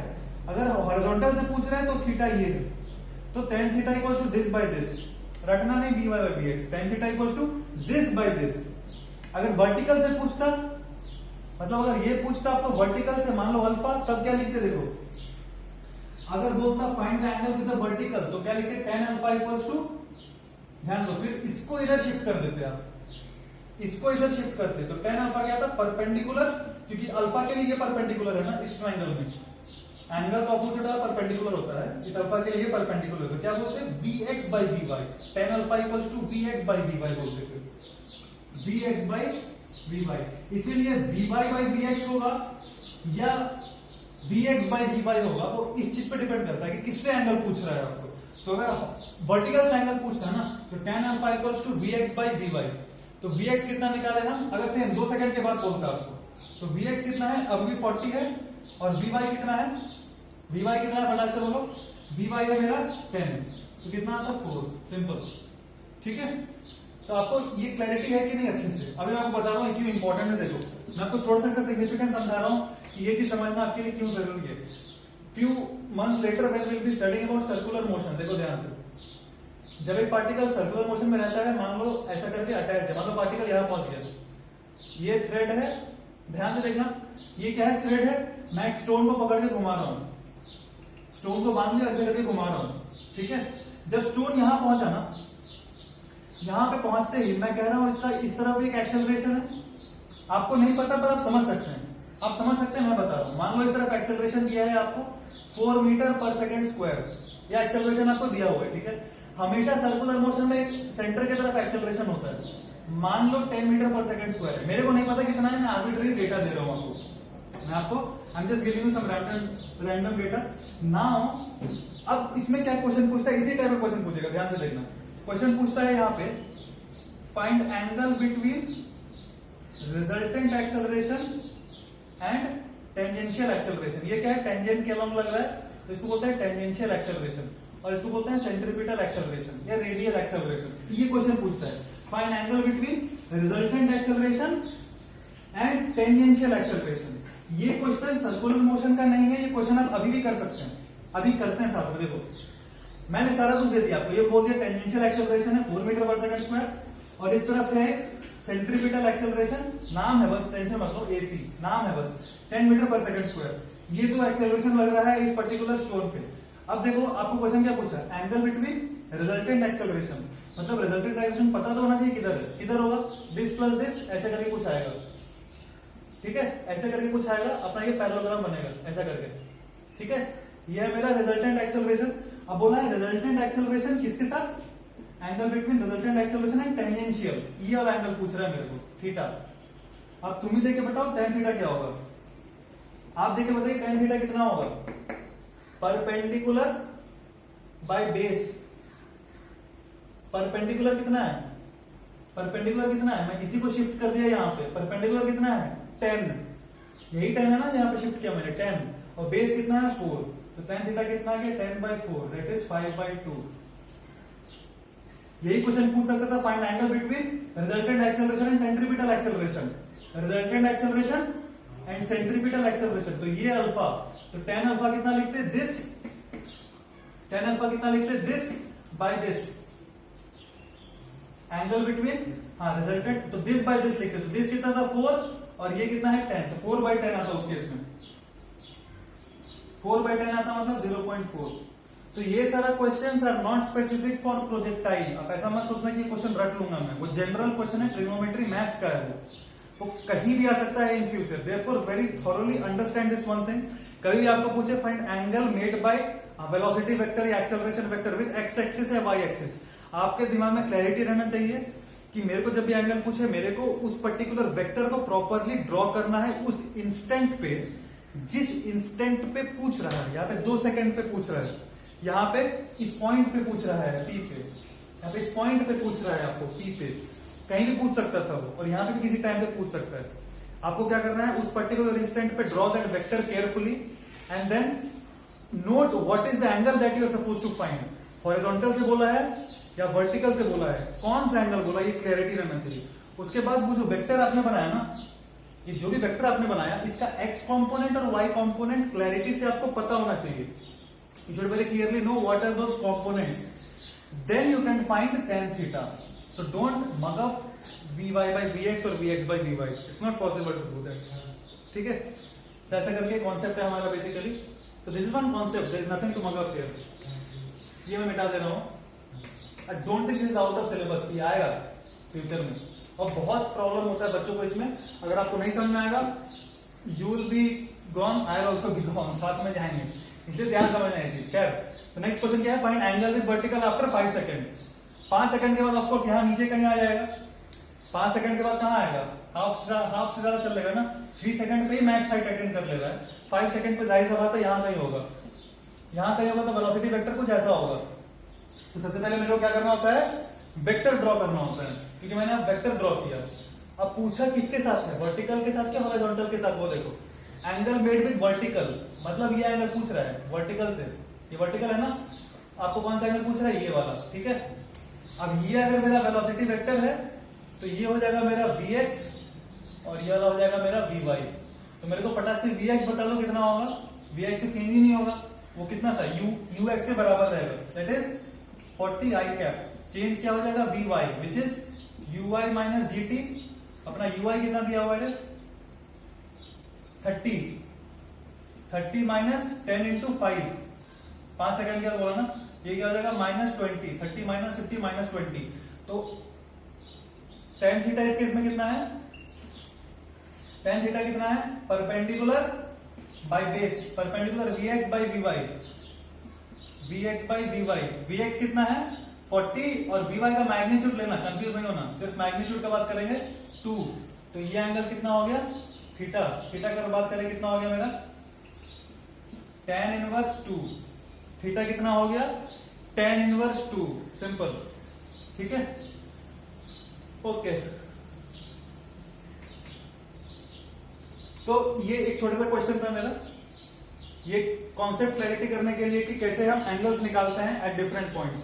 ये इंपॉर्टेंट है. उसके बाद क्या क्वेश्चन है? E. Find magnitude of what? Find magnitude at topmost point. E में basically find magnitude of velocity at topmost point. Find magnitude of velocity vector at topmost point. तो टॉपमोस्ट पॉइंट पे ui तो मतलब vy तो रहेगा ही नहीं, सिर्फ और सिर्फ क्या रहेगा? vx. तो देखो मैग्नीट्यूड ऑफ वेलोसिटी कितना आएगा मेरा? 40 मीटर पर सेकंड. तो इसका तो आंसर देख के कर देना, कुछ सॉल्व भी नहीं करना दोस्तों. ये पार्ट है t और ये पार्ट है मेरा e. देख के कर देना आपको कितना हो जाएगा? 40 metre per second. Simple. Finish. ये वाला क्वेश्चन खत्म कर लिया. यहाँ पे चूंकि एंगल का बात किया है तो एक चीज देखो, एक अच्छा क्वेश्चन है, you try to solve it. ये वाला पार्ट मिटा दे रहा हूँ. ठीक है. There is one good question you can try to solve. थोड़ा बड़ा बनाना पड़ेगा फिगर, इसलिए वाला पोर्शन मिटा रहा हूँ. ठीक है. ध्यान से देखो, इट्स अ गुड क्वेश्चन. अगर आपको एंगल्स का क्लैरिटी आया है ढंग से कि कैसे हम tan theta equals to vy by vx या vx by vy करेंगे different instants and as per the different questions asked, if you have got a proper clarity of that, then you can solve this question. It's a good question. Suppose there are 3 towers, ऐसा करके सब same height का है, identical towers. ठीक है. Same height का towers है and there are 3 balls. There are 3 balls. First ball I throw like this, u at an angle of theta. Second ball I throw horizontally like this, u. ठीक है. And in the third case I throw it like this, u at an angle of theta. ऐसे करके. तो एक में क्या किया? ऐसे करके थीटा u फेंके, एक में ऐसे horizontally u metre per second से फेंक दिए, और ये वाला पर्टिकुलर केस में क्या हुआ? ऐसे करके u से फेंके. ठीक है. क्वेश्चन ध्यान से देना. ये केस A, ये केस B और ये केस C. आपको क्वेश्चन अच्छा क्वेश्चन है, एक बार सॉल्व करना, ट्राई करना, खुद से करने का ट्राई करना. Arrange in decreasing order of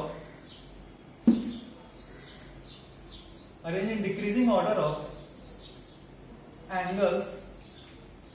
Arrange in decreasing order of angles made by projectile.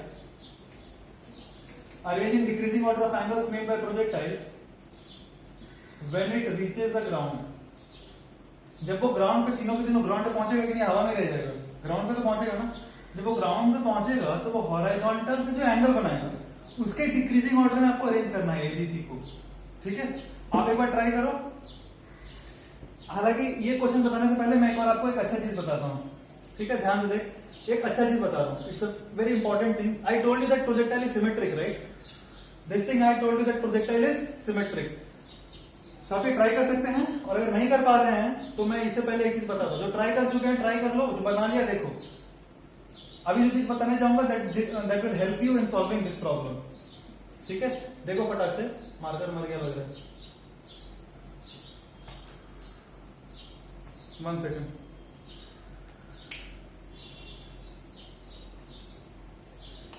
Yes, ये नीट 2013 में पूछा गया था। 2013 गया था, हाँ। It was a very easy question, but करने में लेट कर सकते हैं अगर आपको ये प्रॉपर्टी नहीं पता होगा that projectile is symmetric.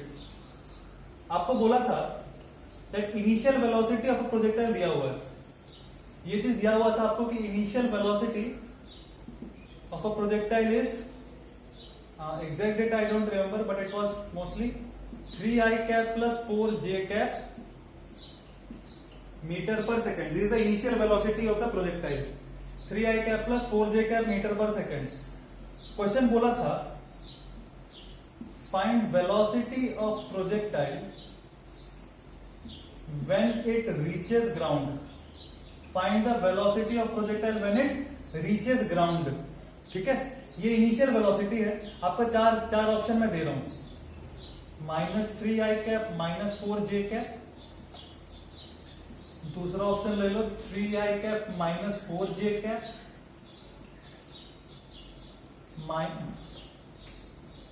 -3i cap plus 4j cap, या D 3i cap plus 4j cap। फटाक से आंसर बोलो। इनिशियल वेलोसिटी ऑफ प्रोजेक्टाइल दिया हुआ है आपको, ये है find velocity of projectile when it reaches the ground.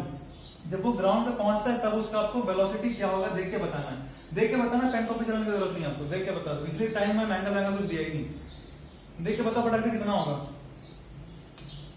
कितना हो जाएगा। देखो ये कंपोनेंट तो चेंज होने वाला है नहीं, ऐसे भी 3i cap plus 4j cap मतलब नॉर्मली ऐसा करके फेंका है। ये वाला कंपोनेंट कितना है 3 मीटर पर सेकेंड, और ये 4j cap मतलब ये वाला कंपोनेंट आपको दे दिया है 4 मीटर पर सेकेंड। ऐसे भी हम सब कुछ निकाल सकते हैं, टाइम ऑफ फ्लाइट निकाल सकते हैं। 4 मीटर पर सेकंड दे दिया ना, 2u/g मतलब 8/g, 0.8 second time of flight है। मैक्स हाइट बता सकते हैं, रेंज बता सकते हैं, सब कुछ बता सकते हैं। अगर इनिशियल वेलोसिटी वेक्टर फॉर्मेट में दे दिया, I can tell everything. Find velocity of projectile when it reaches ground. अच्छा, आप ध्यान से देखो, जब ग्राउंड पे पहुंचेगा तो क्या होगा। यहां पे इसका वेलोसिटी ऐसे करके रहेगा, ध्यान से देखना। इसका वेलोसिटी ऐसे करके है, मैं यहाँ पे टेंजेंट ड्रॉ किया, इस पर्टिकुलर पॉइंट पे इसका वेलोसिटी ऐसे करके है ना। इस पर्टिकुलर पॉइंट पे वेलोसिटी कैसे निकालते हैं, टेंजेंट ड्रॉ करके। तो मैंने इस पर्टिकुलर पॉइंट पे टेंजेंट ड्रॉ किया। ये जो वेलोसिटी वेक्टर आया मेरा, उसका ये कंपोनेंट है और एक ये कंपोनेंट है। ठीक है, इसका दो कंपोनेंट है, देख लो ध्यान से। एक x कंपोनेंट है vx और दूसरा नीचे की तरफ है vy। भाई साहब vx तो चेंज नहीं होगा, vx तो चेंज नहीं होगा, वो तो 3 मीटर पर सेकेंड ही रहेगा। तो जो मेरा फाइनल वेलोसिटी होगा वो क्या रहेगा, 3i cap, ये तो रहेगा i cap के अलावा तो 3 रहेगा। तो ये तो गया और ये वाला ऑप्शन भी चल गया, 2 ऑप्शन चला गया, बचा 2 और ऑप्शन। अच्छा अब देखो, हालांकि आप ऐसे भी देख के बोल सकते हैं नीचे की तरफ है तो +4j cap तो होगा नहीं, नीचे की तरफ है +4j cap होगा नहीं, बचा ये। ठीक है, पर फिर भी एक चीज, अगर यहाँ पे माइनस रहता 6j cap रहता तो फिर इसको काट नहीं पाते हम, फिर इसको काट नहीं पाते। तो ये होता है या ये होता आंसर, फिर उसमें से कौन सा आंसर होता, क्या करते। तो देखो फटाक से, क्योंकि मैंने कहा था कि x कंपोनेंट तो चेंज नहीं होता और y कंपोनेंट क्या करता है, free fall, perfect free fall. इसका मतलब यहाँ पे initial velocity 4 metre per second था, जब ऊपर गया और जब नीचे आया तो इस पॉइंट पे एग्जैक्टली नीचे आते टाइम कितना वेलोसिटी होगा, एग्जैक्टली 4 मीटर पर सेकंड। जब वो नीचे आ रहा होगा तो नीचे आते time exactly 4 metre per second, मतलब यहाँ पे एग्जैक्टली नीचे 4 मीटर पर सेकंड ऐसे करके गया तो प्रोजेक्टाइल आया। ठीक है, तो नीचे 4 मीटर पर सेकंड, तो इसका y कंपोनेंट भी 4 मीटर पर सेकंड, तो -4j cap ही होगा। सिमेट्रिक होता है प्रोजेक्टाइल, यही बोलना चाह रहा था मैं। ठीक है, y कंपोनेंट चेंज नहीं होगा, magnitude wise, direction wise minus हो जाएगा। ठीक है, ये वाला देखो, आप अगर ये वाला ट्राई किए तो देखो, नहीं ट्राई किए तो भी देखो। Arrange in decreasing order of angles made by projectile when it reaches the ground. जब वो ग्राउंड पे, अच्छा एक चीज ध्यान रखना, ये 3i cap minus 4j cap तब वैलिड है जब देयर इज नो विंड। जब there is no wind, wind चलेगा या फिर इस डायरेक्शन में अगर एक्सेलरेशन हो जाएगा कुछ, अगर एक्स एक्सिस में कोई भी आपको एक्सेलरेशन कंपोनेंट दिया हुआ है, जी तो वाई के अलोंग लग रहा है, पर अगर एक्स के अलोंग कोई एक्सेलरेशन है तो प्रोजेक्टाइल सिमेट्रिक नहीं होगा, फिर तब प्रोजेक्टाइल सिमेट्रिक नहीं होगा। कुछ कुछ बातें चेंज नहीं होगी, जैसे टाइम ऑफ फ्लाइट चेंज नहीं होगा क्योंकि एक्सेलरेशन ऐसे लगाया है, एक्सेलरेशन तो ऐसे लगाया ना, विंड लगा दिया सपोज, तो एक्सेलरेशन तो ऐसे आया मेरा, विंड लगा दिया, ऐसे एक्सेलरेशन आया, ठीक है, तो ये वाले कंपोनेंट्स तो चेंज नहीं होंगे ना, और टाइम ऑफ फ्लाइट तो ये वाले कंपोनेंट्स पे डिपेंड करता है, तो टाइम ऑफ फ्लाइट चेंज नहीं होगा, पर रेंज तो चेंज होगा ना। पहले हम क्या लिखते थे, ux इंटू टाइम, अब क्या लिखेंगे, ut plus half at square, क्योंकि इस तरफ एक्सेलरेशन आ गया, ए आ गया, तो u है 3 into time of flight, range क्या लिखेंगे, क्लास में कराया था, ut plus half at square range हो जाएगा, ये एक्सेलरेशन है, पहले एक्सेलरेशन 0 था तो खाली ut लिख देते थे, अब ये एक्सेलरेशन आ गया तो ये पूरा रेंज का फॉर्मूला हो जाएगा, और सिमेट्रिक भी नहीं होगा प्रोजेक्टाइल, ये ध्यान रखना, प्रोजेक्टाइल चपटा हो जाएगा थोड़ा, मतलब कैसे बताऊं, यहां बता दे रहा हूं फिर मिटा दूंगा, देखो अगर विंड चलेगा तो प्रोजेक्टाइल ऐसा हो जाएगा, थोड़ा सा ऐसा हो जाएगा, देख रहे हैं आप, थोड़ा सा उधर भाग जाएगा, अगर हवा नहीं चल रहा होता तो सिमेट्रिक होता है, ऐसे करके आता, मतलब मैक्स हाइट सेम रहेगा, भावनाओं को समझो, मैक्स हाइट चेंज नहीं होगा, पर अगर हवा चलता है तो ऐसा होता है, इसके अबाउट ये सिमेट्रिक है, ये चीज सिमेट्रिक है, पर second is not symmetric, unsymmetric, समझ रहे ना, हवा चलता है तो ये वाला कंपोनेंट बढ़ा देगा, तो फिर ये x x नहीं रह जाता, 3i कैप नहीं होता, बढ़ जाता वो। खैर छोटा सा एक्स्ट्रा चीज बता दिया मैं, ऑफ टॉपिक हो गया। देखो वापस टॉपिक पे आते हैं, क्वेश्चन को बताएंगे सर इतना देर से। देखो जब भी ग्राउंड को कोई चीज टच करेगा उसका वेलोसिटी वेक्टर तो ऐसा होगा, तीनों के तीनों केस में, ये क्लैरिटी है कि नहीं पहले देख लो एक बार। इन ऑल दोस 3 केसेस जब वो ग्राउंड को टच करेगा तो मेरा वेलोसिटी वेक्टर कैसे रहेगा, ऐसा करके, है ना, ये ऐसा करके आएगा ऐसे, ये भी आएगा ऐसे, ये भी आएगा ऐसे, तो ऐसे करके फाइनली वो ग्राउंड को हिट करेगा तीनों का तीनों, है ना, ये मेरा आएगा ऐसा करके, सपोज ऐसा करके कुछ, ये भी आएगा वैसा ही करके, और ये भी आएगा कुछ ऐसा करके, ठीक है। तो ध्यान से देखो, एंगल जो हॉरिजॉन्टल से बना रहा है, ध्यान से देखना, एंगल जो हॉरिजॉन्टल से बना रहा है, मान लो मैं बोलता हूं थीटा, ये वेलोसिटी मैं बोलता हूं v, ठीक है, ये वाला कंपोनेंट क्या है बेसिकली vx, और ये वाला कंपोनेंट है मेरा vy। तो जो एंगल हॉरिजॉन्टल से बना रहा है वो है मेरा tan theta, which is vy by vx, tan theta कितना है, vy by vx, ओके। इसका मतलब देखो vx फिक्स्ड है, vx क्या है, फिक्स्ड है, इसका मतलब जिसका vy ज्यादा होगा, जिसका y कंपोनेंट ज्यादा होगा, उसका tan थीटा ज्यादा होगा, उसका थीटा भी ज्यादा होगा, जिसका vy ज्यादा होगा उसका tan थीटा ज्यादा होगा, vy ज्यादा होने से vx फिक्स्ड है तीनों में ना, ये तो x कंपोनेंट तो फिक्स्ड है, तो मैं बोल रहा हूं vx इज फिक्स्ड, इसका vy ज्यादा होगा, उसका tan थीटा ज्यादा होगा, थीटा ज्यादा होगा उसका, सिंपल। अब मेरे को पता करना है कि इस तीनों में सबसे ज्यादा vy किसका होगा, velocity at ground y component wise. आप चुपचाप क्या देखो, मेरे को सिर्फ y कंपोनेंट से मतलब है, vy से मतलब है, vy मतलब कौन सा कंपोनेंट से मतलब है, मेरे को सिर्फ और सिर्फ y कंपोनेंट से मतलब है, देखो फटाक से।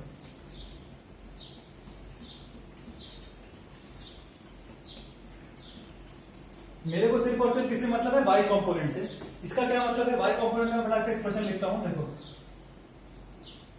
अगर ये वाला बेसिकली वो y कंपोनेंट क्या है, फ्री फॉल, इसका मतलब तीनों टावर का अगर मैं बात करूं अलग अलग, देखो 1 2 3, ये टावर A, ये है टावर B, ये है टावर C, इसका y कंपोनेंट x कंपोनेंट का मतलब ही नहीं है मेरे को, इसका y कंपोनेंट कितना, देखो u sin थीटा ऊपर की तरफ, u sin theta y component है, इसका y कंपोनेंट तो 0 मीटर पर सेकंड है, ठीक है नहीं, y के लॉन्ग, और उसका है नीचे की तरफ कितना है, देखो फटाक से u sin थीटा, नीचे की तरफ है u sin theta.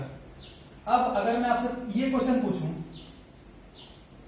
Arrange in, आप ये वाला ट्राई करो, arrange in decreasing order of v y as they,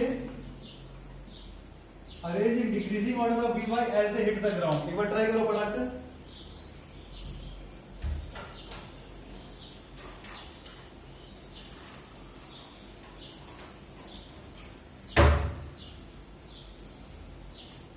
arrange in decreasing order of v y as they hit the ground.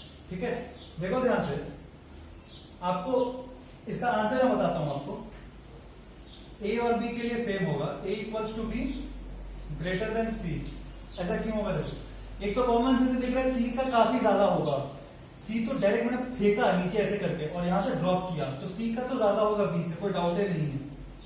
ठीक है, लिख दिया ए इक्वल्स टू बी नहीं, A equals to C greater than B.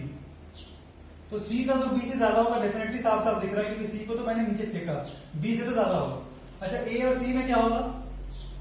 ए और सी में आपको लग रहा होगा सर ऊपर फेंका है मैंने, अगर ऊपर फेंका है सर इसका सबसे कम होगा नीचे आने पे, ऐसा जरूरी नहीं है। ध्यान से देखो, यहां जब यू साइन थीटा से आपने ऊपर फेंका ना, सेम जब इस पॉइंट पे नीचे आएगा, ऐसे यू साइन थीटा से फेंका ऊपर गया, जब नीचे आया तो इस पॉइंट पे नीचे की तरफ एग्जैक्टली यू साइन थीटा हो जाएगा यार, एग्जैक्टली यू टर्न मारेगा ना वो, तो नीचे की तरफ यू साइन थीटा, मतलब ये दोनों सेम केस हो गया, ए और सी सेम केस हो गया। इसीलिए जब इनिशियल वेलोसिटी आप ट्रीट कर सकते हैं, यू साइन थीटा है, सेम डिस्टेंस ट्रेवल करना है नीचे की तरफ, सेम एक्सेलरेशन, तो इसका और इसका नीचे पहुंचने में वेलोसिटी भी सेम हो जाएगा।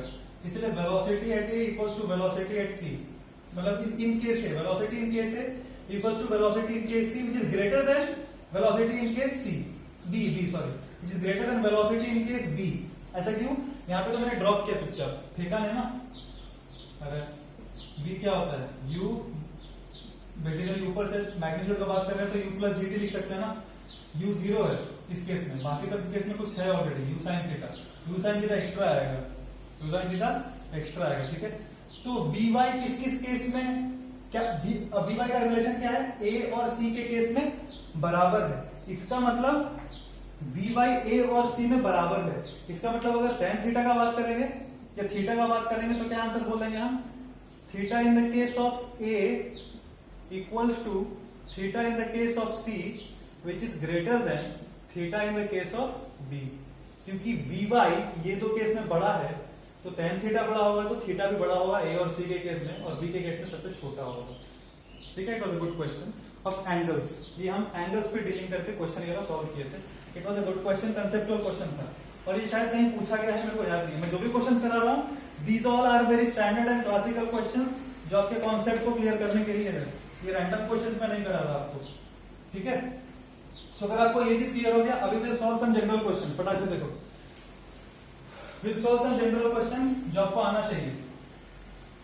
सम जनरल क्वेश्चंस देखो, मान लो ये एक टावर है, यहां से मैंने एक बॉल को फेंका with velocity of u1 metre per second, पीछे एक बॉल को फेंका u2 मीटर पर सेकंड से, टावर का हाइट दिया नहीं हुआ। Find time when they become perpendicular to each other.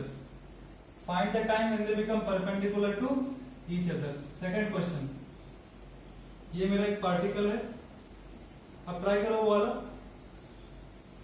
Suppose मैंने इसको फेंका 50 मीटर पर सेकंड से 37 डिग्री एंगल पे। Find time when velocity makes 90 degree with initial velocity. अब ट्राई करो फटाक से ये दो क्वेश्चन और फिर सॉल्यूशन देखना। फटाक से ट्राई करो, मैं लिखते जा रहा हूँ क्वेश्चन कुछ मैं कुछ क्वेश्चन लिखते जा रहा हूँ, आप उसको फटाक से दो क्वेश्चन ट्राई करो, या पहला क्वेश्चन मैं कर दूं। अच्छा, आप ट्राई करो एक बार और फिर बोर्ड की तरफ देखना।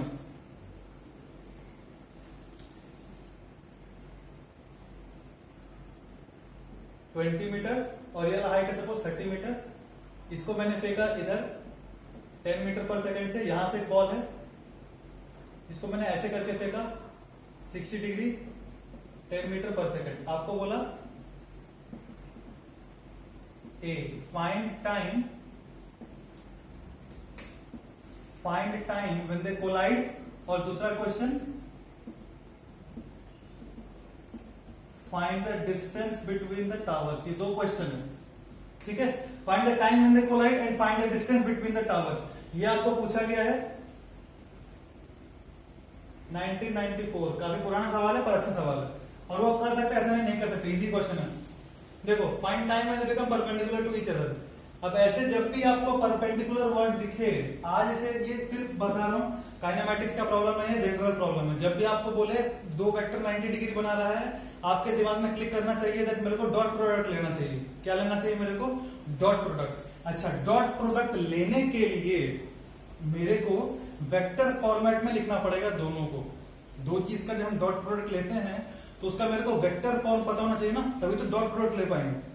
तो हम क्या करते हैं, u1 को वेक्टर फॉर्म में लिखते हैं, मतलब u1 मतलब velocity, velocity for one in vector form, ठीक है। इनिशियल वेलोसिटी है u1 i कैप, मतलब v क्या होगा, u प्लस at होता है ना बेसिकली, वेक्टर फॉर्म में पहले ऐसे करके लिख दे रहा हूं।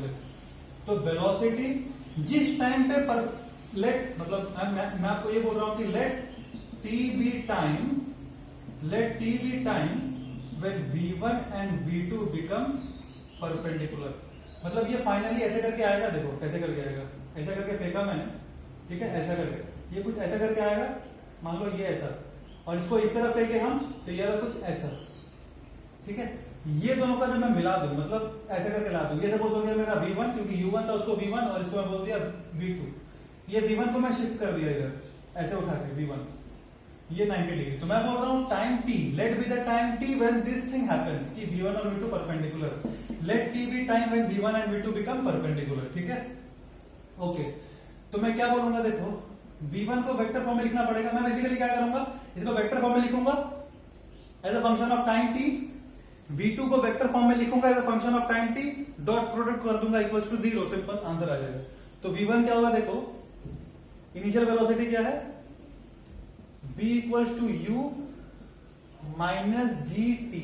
अच्छा, ये j कैप है ना, v इक्वल्स टू क्या होता है, u माइनस a क्या है, पूरा लिखता हूं, अच्छे से लिखता हूं, देखो शॉर्ट में नहीं लिखूंगा, गड़बड़ हो जाएगा। एक्सेलरेशन क्या लिखूं, माइनस जी जे कैप, बोला है कि नहीं, ठीक है, माइनस a इंटू टी। तो ये क्या आ गया, u1 i cap minus G T J cap, ये आ गया मेरा v1। इसी टाइप से आप v2 लिखो, ध्यान से लिखना। जब v2 लिखेंगे तो v2 लिखते टाइम इनिशियल वेलोसिटी को क्या लिखेंगे, minus u2 i cap, minus u2 i cap, v equals to u plus a t, ठीक है। अगर आप कहीं भी कुछ साइन का गड़बड़ करेंगे तो आपका ऊटपटांग आंसर आएगा, हो सकता है टाइम नेगेटिव आ जाए, इस टाइप का आंसर आएगा। तो जब भी टाइम नेगेटिव आ जाए तो डरना मत, आप समझ लेना कि you have somewhere mistaken the science. So if you take properly the science, your answer will come right. u2 i cap minus gt j cap. Now I know that at this particular time this vector and this vector are perpendicular, मतलब v1 dot v2 should be equal to 0। अब ध्यान से देखो, v1 ये है और v2 ये है, ये दोनों का डॉट प्रोडक्ट लेंगे तो क्या आएगा, v1 dot v2, मतलब माइनस u1 u2 है ना। अरे आई कैप वाला पकड़ते हैं ना, आई कैप मतलब मेरे को पता, आप लोगों को पता है, मैं सिर्फ बोल रहा हूँ। आई कैप को पकड़ते हैं तो u1 u2 मतलब माइनस u1 u2, और जे कैप वाला को मल्टीप्लाई करते हैं तो जी स्क्वायर टी स्क्वायर, और प्लस हो जाएगा, देखो minus minus plus, plus g square t square, ठीक है। आई कैप तो उड़ जाता है, आई कैप जे कैप तो 1 हो जाता है, तो plus g square t square, इतना। This should be equal to what, 0। यहां से देखो फटाक से टी स्क्वायर क्या आ गया, u1 u2 by g square, तो टी क्या आ गया, root u1 u2 by ji, simple, ठीक है। अगर आपको ये समझ में आ गया तो ये वाला ट्राई कर लो, अगर ये समझ में आ गया तो ये वाला ट्राई कर लो। इसको भी करने का दो तरीका है, मैं आपको दोनों तरीका बता देता हूं। चलो ठीक है, दोनों तरीका बता देता हूं, देखो फटाक से। हाँ, दोनों तरीका बता दे रहा हूं, देखो फटाक से। आपने ट्राई कर लिया हो तो देख सकते हैं। पहला तो मेथड आप वेक्टर फॉर्म में लिख लो, है ना। इनिशियल वेलोसिटी क्या लिख दे, बोलो 50 है 37 है, 50 हाँ cos 37, यू क्या लिखेंगे हम, 40 i cap plus 30 J cap, ठीक है। Find the time and velocity makes 90 degree with initial velocity. अब जो फाइनल वेलोसिटी वेक्टर लिखूंगा वो तो 40 आई कैप ही रहेगा, ये तो चेंज नहीं होगा ना। आई कैप वाला कंपोनेंट तो चेंज होने वाला नहीं है।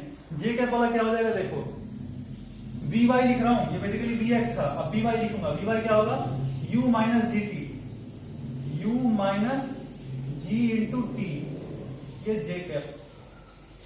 समझ में आया तुमको?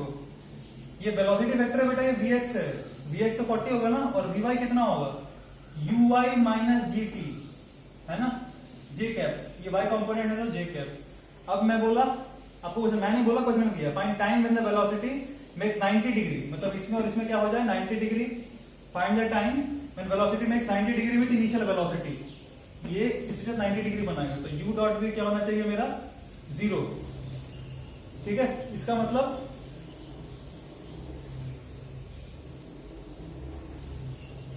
क्या कर लो, ये डॉट ये देखते हैं कुछ गड़बड़ आएगा तो देखेंगे। दिस प्लस ये दोनों को अलग से मल्टीप्लाई करेंगे तो क्या आएगा, 900 माइनस 300t, 900 माइनस 300t, ठीक है ना, 30 मल्टीप्लाई कर दिए, ठीक है। This should be equal to 0, इसका क्या मतलब है 2500 इक्वल्स टू 300t, ये और ये कट गया, t कितना आ गया 25/3, ये मेरा टाइम आ गया, ठीक है। इसको करने का एक और तरीका है जो बहुत लेंदी है, वो भी बता देता हूं, देख लो। ये मेथड 1 है, so much I know that class is going very long but I want to finish projectile, therefore जब मैंने पूछा था आप लोग से, आप लोग क्या करना है, मेंस करना है एडवांस करना है, कई लोगों ने कहा था सर मेरे को मेंस और एडवांस दोनों करना है। So when we opt for something which is tough, we have to work hard also for it, ठीक है। And of course there will be challenges for you and me both, but we'll face it together, don't worry. So therefore don't sleep, try your level best to focus, and I know you are focusing, but I am just once again reminding you, ठीक है। So let us go ahead. ये method 1 है, हो सकता है आपको ये method नहीं जमे, एग्जाम में नहीं चमके। दूसरा मेथड भी देख लो कि हो सकता है वो एग्जाम में आपको हो सकता है क्लिक करे वो दिमाग में, तो वो मेथड भी वैलिड है, वो क्या है देखना ध्यान से। ये मेथड 1 है। मेथड 2, कोई बच्चा बोलेगा सर मैं ऐसे नहीं करूंगा, मैं इमेजिन करता हूं, let me imagine that 90 degree पर आएगा ना फाइनल वेलोसिटी, ऐसा करके इमेजिन करो कि ये है फाइनल वेलोसिटी, मतलब ऑफ कोर्स वो ऐसा करके आएगा प्रोजेक्टाइल, प्रोजेक्टाइल कुछ ऐसा करके आएगा, इस पॉइंट पे सपोज ऐसा है, सपोज ये जो वेक्टर है और ये वेक्टर में 90 डिग्री का एंगल है, कैसे, मैंने इसको यहाँ पे शिफ्ट कर दिया, ठीक है, शिफ्ट कर दिया तो ये एंगल कितना होगा, दोनों के बीच में 90 डिग्री रहना चाहिए ना, तो ये एंगल कितना होगा 53 डिग्री, है कि नहीं, 37 प्लस 53 इज 90, राइट। और मैं मान लेता हूं ये वेलोसिटी को v, ध्यान से देखो ये वेलोसिटी था 50 मीटर पर सेकंड, और मैं इसको बोल रहा हूं आप ले लो v मीटर पर सेकंड, ठीक है। v का वैल्यू तो मैं आराम से बता सकता हूं, क्यों, मेरे को पता है इसका x कंपोनेंट और इस v का x कंपोनेंट तो सेम होगा, x कंपोनेंट चेंज नहीं होगा, इसका मतलब 50 cos 37 विच इज 40, है कि नहीं, पूरा लिख दे रहा हूं वरना अच्छा लगेगा आपको। 50 cos 37 degree should be equal to v cos 53 degree, है ना, v cos 53 और ये दोनों सेम होगा, इसका मतलब v कितना आ गया, cos 37 क्या होता है 4/5 इक्वल्स टू v cos 53 क्या होता है 3/5, ये कट गया, घटिया सा वैल्यू आ गया, कितना आ गया देखो फटाक से, वेलोसिटी 200/3 मीटर पर सेकेंड, ये तो मेरा ये आया, ये मेरा फाइनल वेलोसिटी आ गया, ओके। अब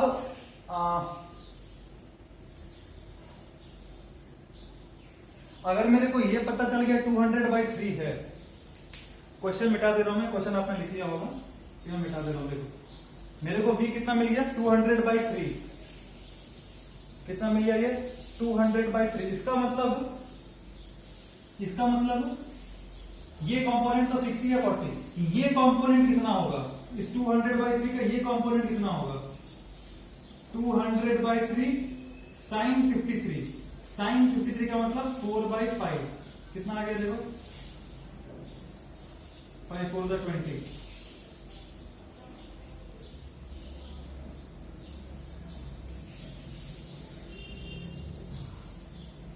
sin 53 4/5, 5 into 40 160/3 metre per second, तो इसका vy कंपोनेंट जो vy है वो कितना आ गया मेरा 160/3 मीटर पर सेकंड, ठीक है, ओके। अब मैं ये इक्वेशन लिख सकता हूं ना, v equals to u minus ji t, लिख सकता हूं ना, ऐसे मत लिखो, ऐसे लिखो, v equals to u plus a t. ठीक है, ये सारे के सारे वेक्टर से ध्यान रखना, आपको साइंस के साथ पुट करना है, ये आपको साइंस के साथ पुट करना है। देखो vy को क्या पुट करें हम, 160/3 की माइनस 160/3, नीचे की तरफ है कि ऊपर की तरफ है, नीचे की तरफ है, माइनस 160/3 पुट करेंगे, ध्यान रखना पार्शियलिटी हो जाएगा ना। अगर आप a को पुट कर लोगे -10, बोलोगे सर नीचे की तरफ है, नीचे वाले को नेगेटिव लिया ना, और a को हम -10 पुट करेंगे तो vy को भी माइनस 160/3 पुट करना पड़ेगा, नीचे की तरफ है। और uy कितना था, 50 sin 37 मतलब 30 -10 इंटू टी। ठीक है, वहां से भी वैसे निकाल सकते हैं, तो 10t, अच्छा 10 उड़ा दो यार, टी डायरेक्ट मिल जाएगा मेरे को। टी कितना आ गया देखो, पता नहीं आंसर सही आ रहा है कि नहीं। टी कितना आ गया, 3 प्लस 16/3 9, 25/3 सही आ रहा है क्या, हाँ वही आ रहा है, 25/3 सेकंड। तो आप ऐसे भी कर सकते हैं, क्या किया हम बेसिकली x कंपोनेंट तो दोनों का सेम रहेगा, तो वेलोसिटी कितना होगा जब परपेंडिकुलर होगा वो हम फटाक से निकाल सकते हैं। जब ये निकाल लिए तो y कंपोनेंट का हम डिस्कशन करेंगे, y कंपोनेंट हम आराम से निकाल सकते हैं अगर ये पता चल गया तो, है ना, ये वाला इक्वेशन का यूज करते हुए। ठीक है, y कंपोनेंट निकाल सकते हैं। तो ये हो गया कुछ कुछ जनरल क्वेश्चंस, और एक ये वाला भी दिया था, ये वाला भी एक बार फटाक से ट्राई करो, ये थर्ड क्वेश्चन है, फटाक से ट्राई कर लो। ये आईटी पूछा गया था 1994 में, 6 नंबर का क्वेश्चन है, थोड़ा सा टफ है, देखने से टफ है, ऐसा कुछ है नहीं। उसका एक और पार्ट था जो मैंने नहीं दिया, वो मोमेंटम चैप्टर में आता है। ठीक है, कैसे करेंगे, find time when they collide. फिर से आप अज्यूम कर लो, आप क्या अज्यूम कर लो, let they collide at time t, let they collide at time t. ठीक है, जब कोलिजन होगा, मान लो यहां पे, मान लो दोनों का कोलिजन कहां पे हो रहा है, यहां पे, इसका मतलब ये कुछ ऐसे आएगा और ये कुछ ऐसे आएगा, है ना। तो जब कोलिजन जिस पॉइंट पे होता है दोनों का y डिस्प्लेसमेंट सेम होगा, है ना, डिस्प्लेसमेंट फ्रॉम ग्राउंड दोनों का सेम होगा। तो ध्यान से देखो मैं क्या लिखूंगा, ग्राउंड से अगर डिस्प्लेसमेंट सेम होगा, इसके लिए अगर हम बात करेंगे ग्राउंड से तो क्या बोलेंगे, इसका हाइट दिया है 20 और यहां से लिखेंगे हाफ GT स्क्वायर, तो इसका ग्राउंड से हाइट क्या हो जाएगा 20 माइनस हाफ GT स्क्वायर, सही लिखा ना। देखो इसका ऊपर से डिस्प्लेसमेंट कितना होगा टाइम t के बाद, नीचे हाफ GT स्क्वायर, राइट, इसका टाइम t के बाद नीचे यहां से डिस्प्लेसमेंट होगा हाफ GT स्क्वायर, तो ग्राउंड से t टाइम का कितना ऊपर है 20 माइनस हाफ GT स्क्वायर, वही लिखा, क्योंकि ग्राउंड से दोनों का डिस्प्लेसमेंट सेम होना चाहिए, इसका भी और इसका भी, ग्राउंड से सेम हाइट पे रहेगा ये वाला। ठीक है, वही दोनों को मैं क्या करूंगा, इक्वेट करूंगा, तो इसका कर दिया, और इसका क्या लिखेंगे, this should be equal to, इसका ऊपर से डिस्प्लेसमेंट निकालेंगे और 30 से माइनस करेंगे, 30 से माइनस करना पड़ेगा, क्योंकि जो डिस्प्लेसमेंट का इक्वेशन लिखेंगे ना ut plus half AT square, वो ऊपर से आएगा, ऊपर से डिस्प्लेसमेंट आएगा जब हम लिखेंगे UIT minus half GT square, उसमें 30 से माइनस करना पड़ेगा अपने को। हाँ, तो ये डिस्प्लेसमेंट कितना आएगा ध्यान दो, इसका magnitude, I am concern with the magnitude of this displacement, this displacement के मैग्नीट्यूड से मेरे को मतलब है। तो ये जो 10 से फेंका, इसका मैं क्या करता हूं, दो कंपोनेंट कर लेता हूं। ये वाला कंपोनेंट कितना है 10 cos 60, 10 cos 60 का मतलब cos 60 इज हाफ, मतलब ये हो गया 5, और ये वाला क्या हो गया 10 sin 60 का मतलब √3/2, मतलब 5√3, 5√3, तो ये हो जाएगा ut plus half AT square. u कितना है, ut प्लस हाफ, a को मैं 5 लिख रहा हूं और ये टी स्क्वायर लिख रहा हूं। ध्यान देना एक चीज तुम लोग, यहाँ पे मैंने प्लस लिया है, माइनस नहीं लिया, क्यों, क्योंकि नीचे की तरफ आ रहा है ना, मेरे को इस डिस्प्लेसमेंट का मैग्नीट्यूड चाहिए, मेरे को इस डिस्प्लेसमेंट का मैग्नीट्यूड, सिर्फ मैग्नीट्यूड चाहिए, तो इसलिए मैंने लिखा है ut plus half AT square, magnitude आ जाएगा।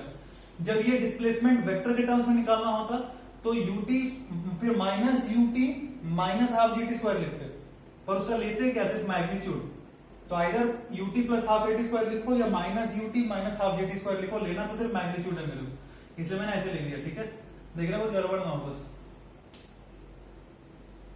ये क्या आ गया मेरा 5, 20 minus 5t square equals to, ये क्या आ गया 30 माइनस, ये खोल दो bracket, 5√3t square, sorry 30 minus 5√3t minus 5t square, 5t square cut जा रहा है दोनों साइड से, कट जा रहा है ना, देख 30 वहां ठीक है कट गया, तो मेरा क्या आ गया यहाँ पे देखो फटाक से 5√3t को 5 भी काट देते हैं, चलो 5 6 5 4, तो ये क्या आ गया, इसको उधर लेके चले जाएंगे, √3t इक्वल्स टू 2, 6 माइनस 4, ये तो पूरा कैंसिल आउट हो गया, ये और ये, और इसको मैंने काट दिया 5 6 5 4, उसको उधर भेज दे, √3t equals to 6 minus 4 that is 2, ठीक है, तो मेरा t कितना आ गया 2/√3 सेकेंड, मतलब इस टाइम पे कोलाइड करेगा, सिंपल, इस टाइम पे आपस में लोगों का क्या होगा, कोलिजन होगा, ठीक है। अब बोला find the distance between the tower, find the distance, तो डिस्टेंस कैसे निकालेंगे, जब टाइम t निकल गया तो टाइम t में ये आगे कितना चलेगा, ये वाला पार्टिकल टाइम t पे कितना आगे चला होगा, इसका ये वेलोसिटी था 10 इंटू टाइम कितना है 2/√3, मैं बेटा मैं ये बोल रहा हूँ हॉरिजॉन्टली कितना चला होगा प्लस ये हॉरिजॉन्टली कितना चला होगा, वही दोनों का समेशन तो डिस्टेंस है ना, ये जितना चलेगा प्लस ये जितना चलेगा उसी का सम क्या होगा, distance between the towers.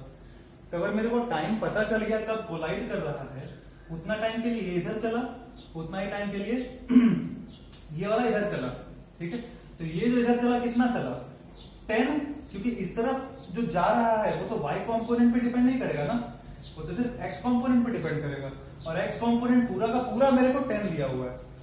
As the time passes, y component is increasing. There is no doubt about it. But the y component will have no role in making this projectile go ahead. So, the displacement along x of this projectile will only depend on this 10, which is unchanged because g is vertically downward. So, सीधे 10 into 2/√3 plus इसका कितना था देखो, ये वाला component 5 into 2/√3, ये कितना आ गया 20 plus 10 30, LCM √3, 30/√3 मतलब 10√3 मीटर्स ना, √3 मल्टीप्लाई कर दिए 30√3/3 10√3 मीटर्स, ठीक है। तो ये तो these were some general questions on projectile. अब जब नेक्स्ट टॉपिक पढ़ेंगे वो क्या पढ़ेंगे, motion on an inclined plane, और उसके बाद trajectory, and then projectile will be complete, ठीक है। मैं तो चाहता इसी वीडियो में सब दे दूं, पर ऑलरेडी काफी लंबा जा चुका है, सो नेक्स्ट वीडियो में देता हूं, ठीक है। हरे कृष्ण।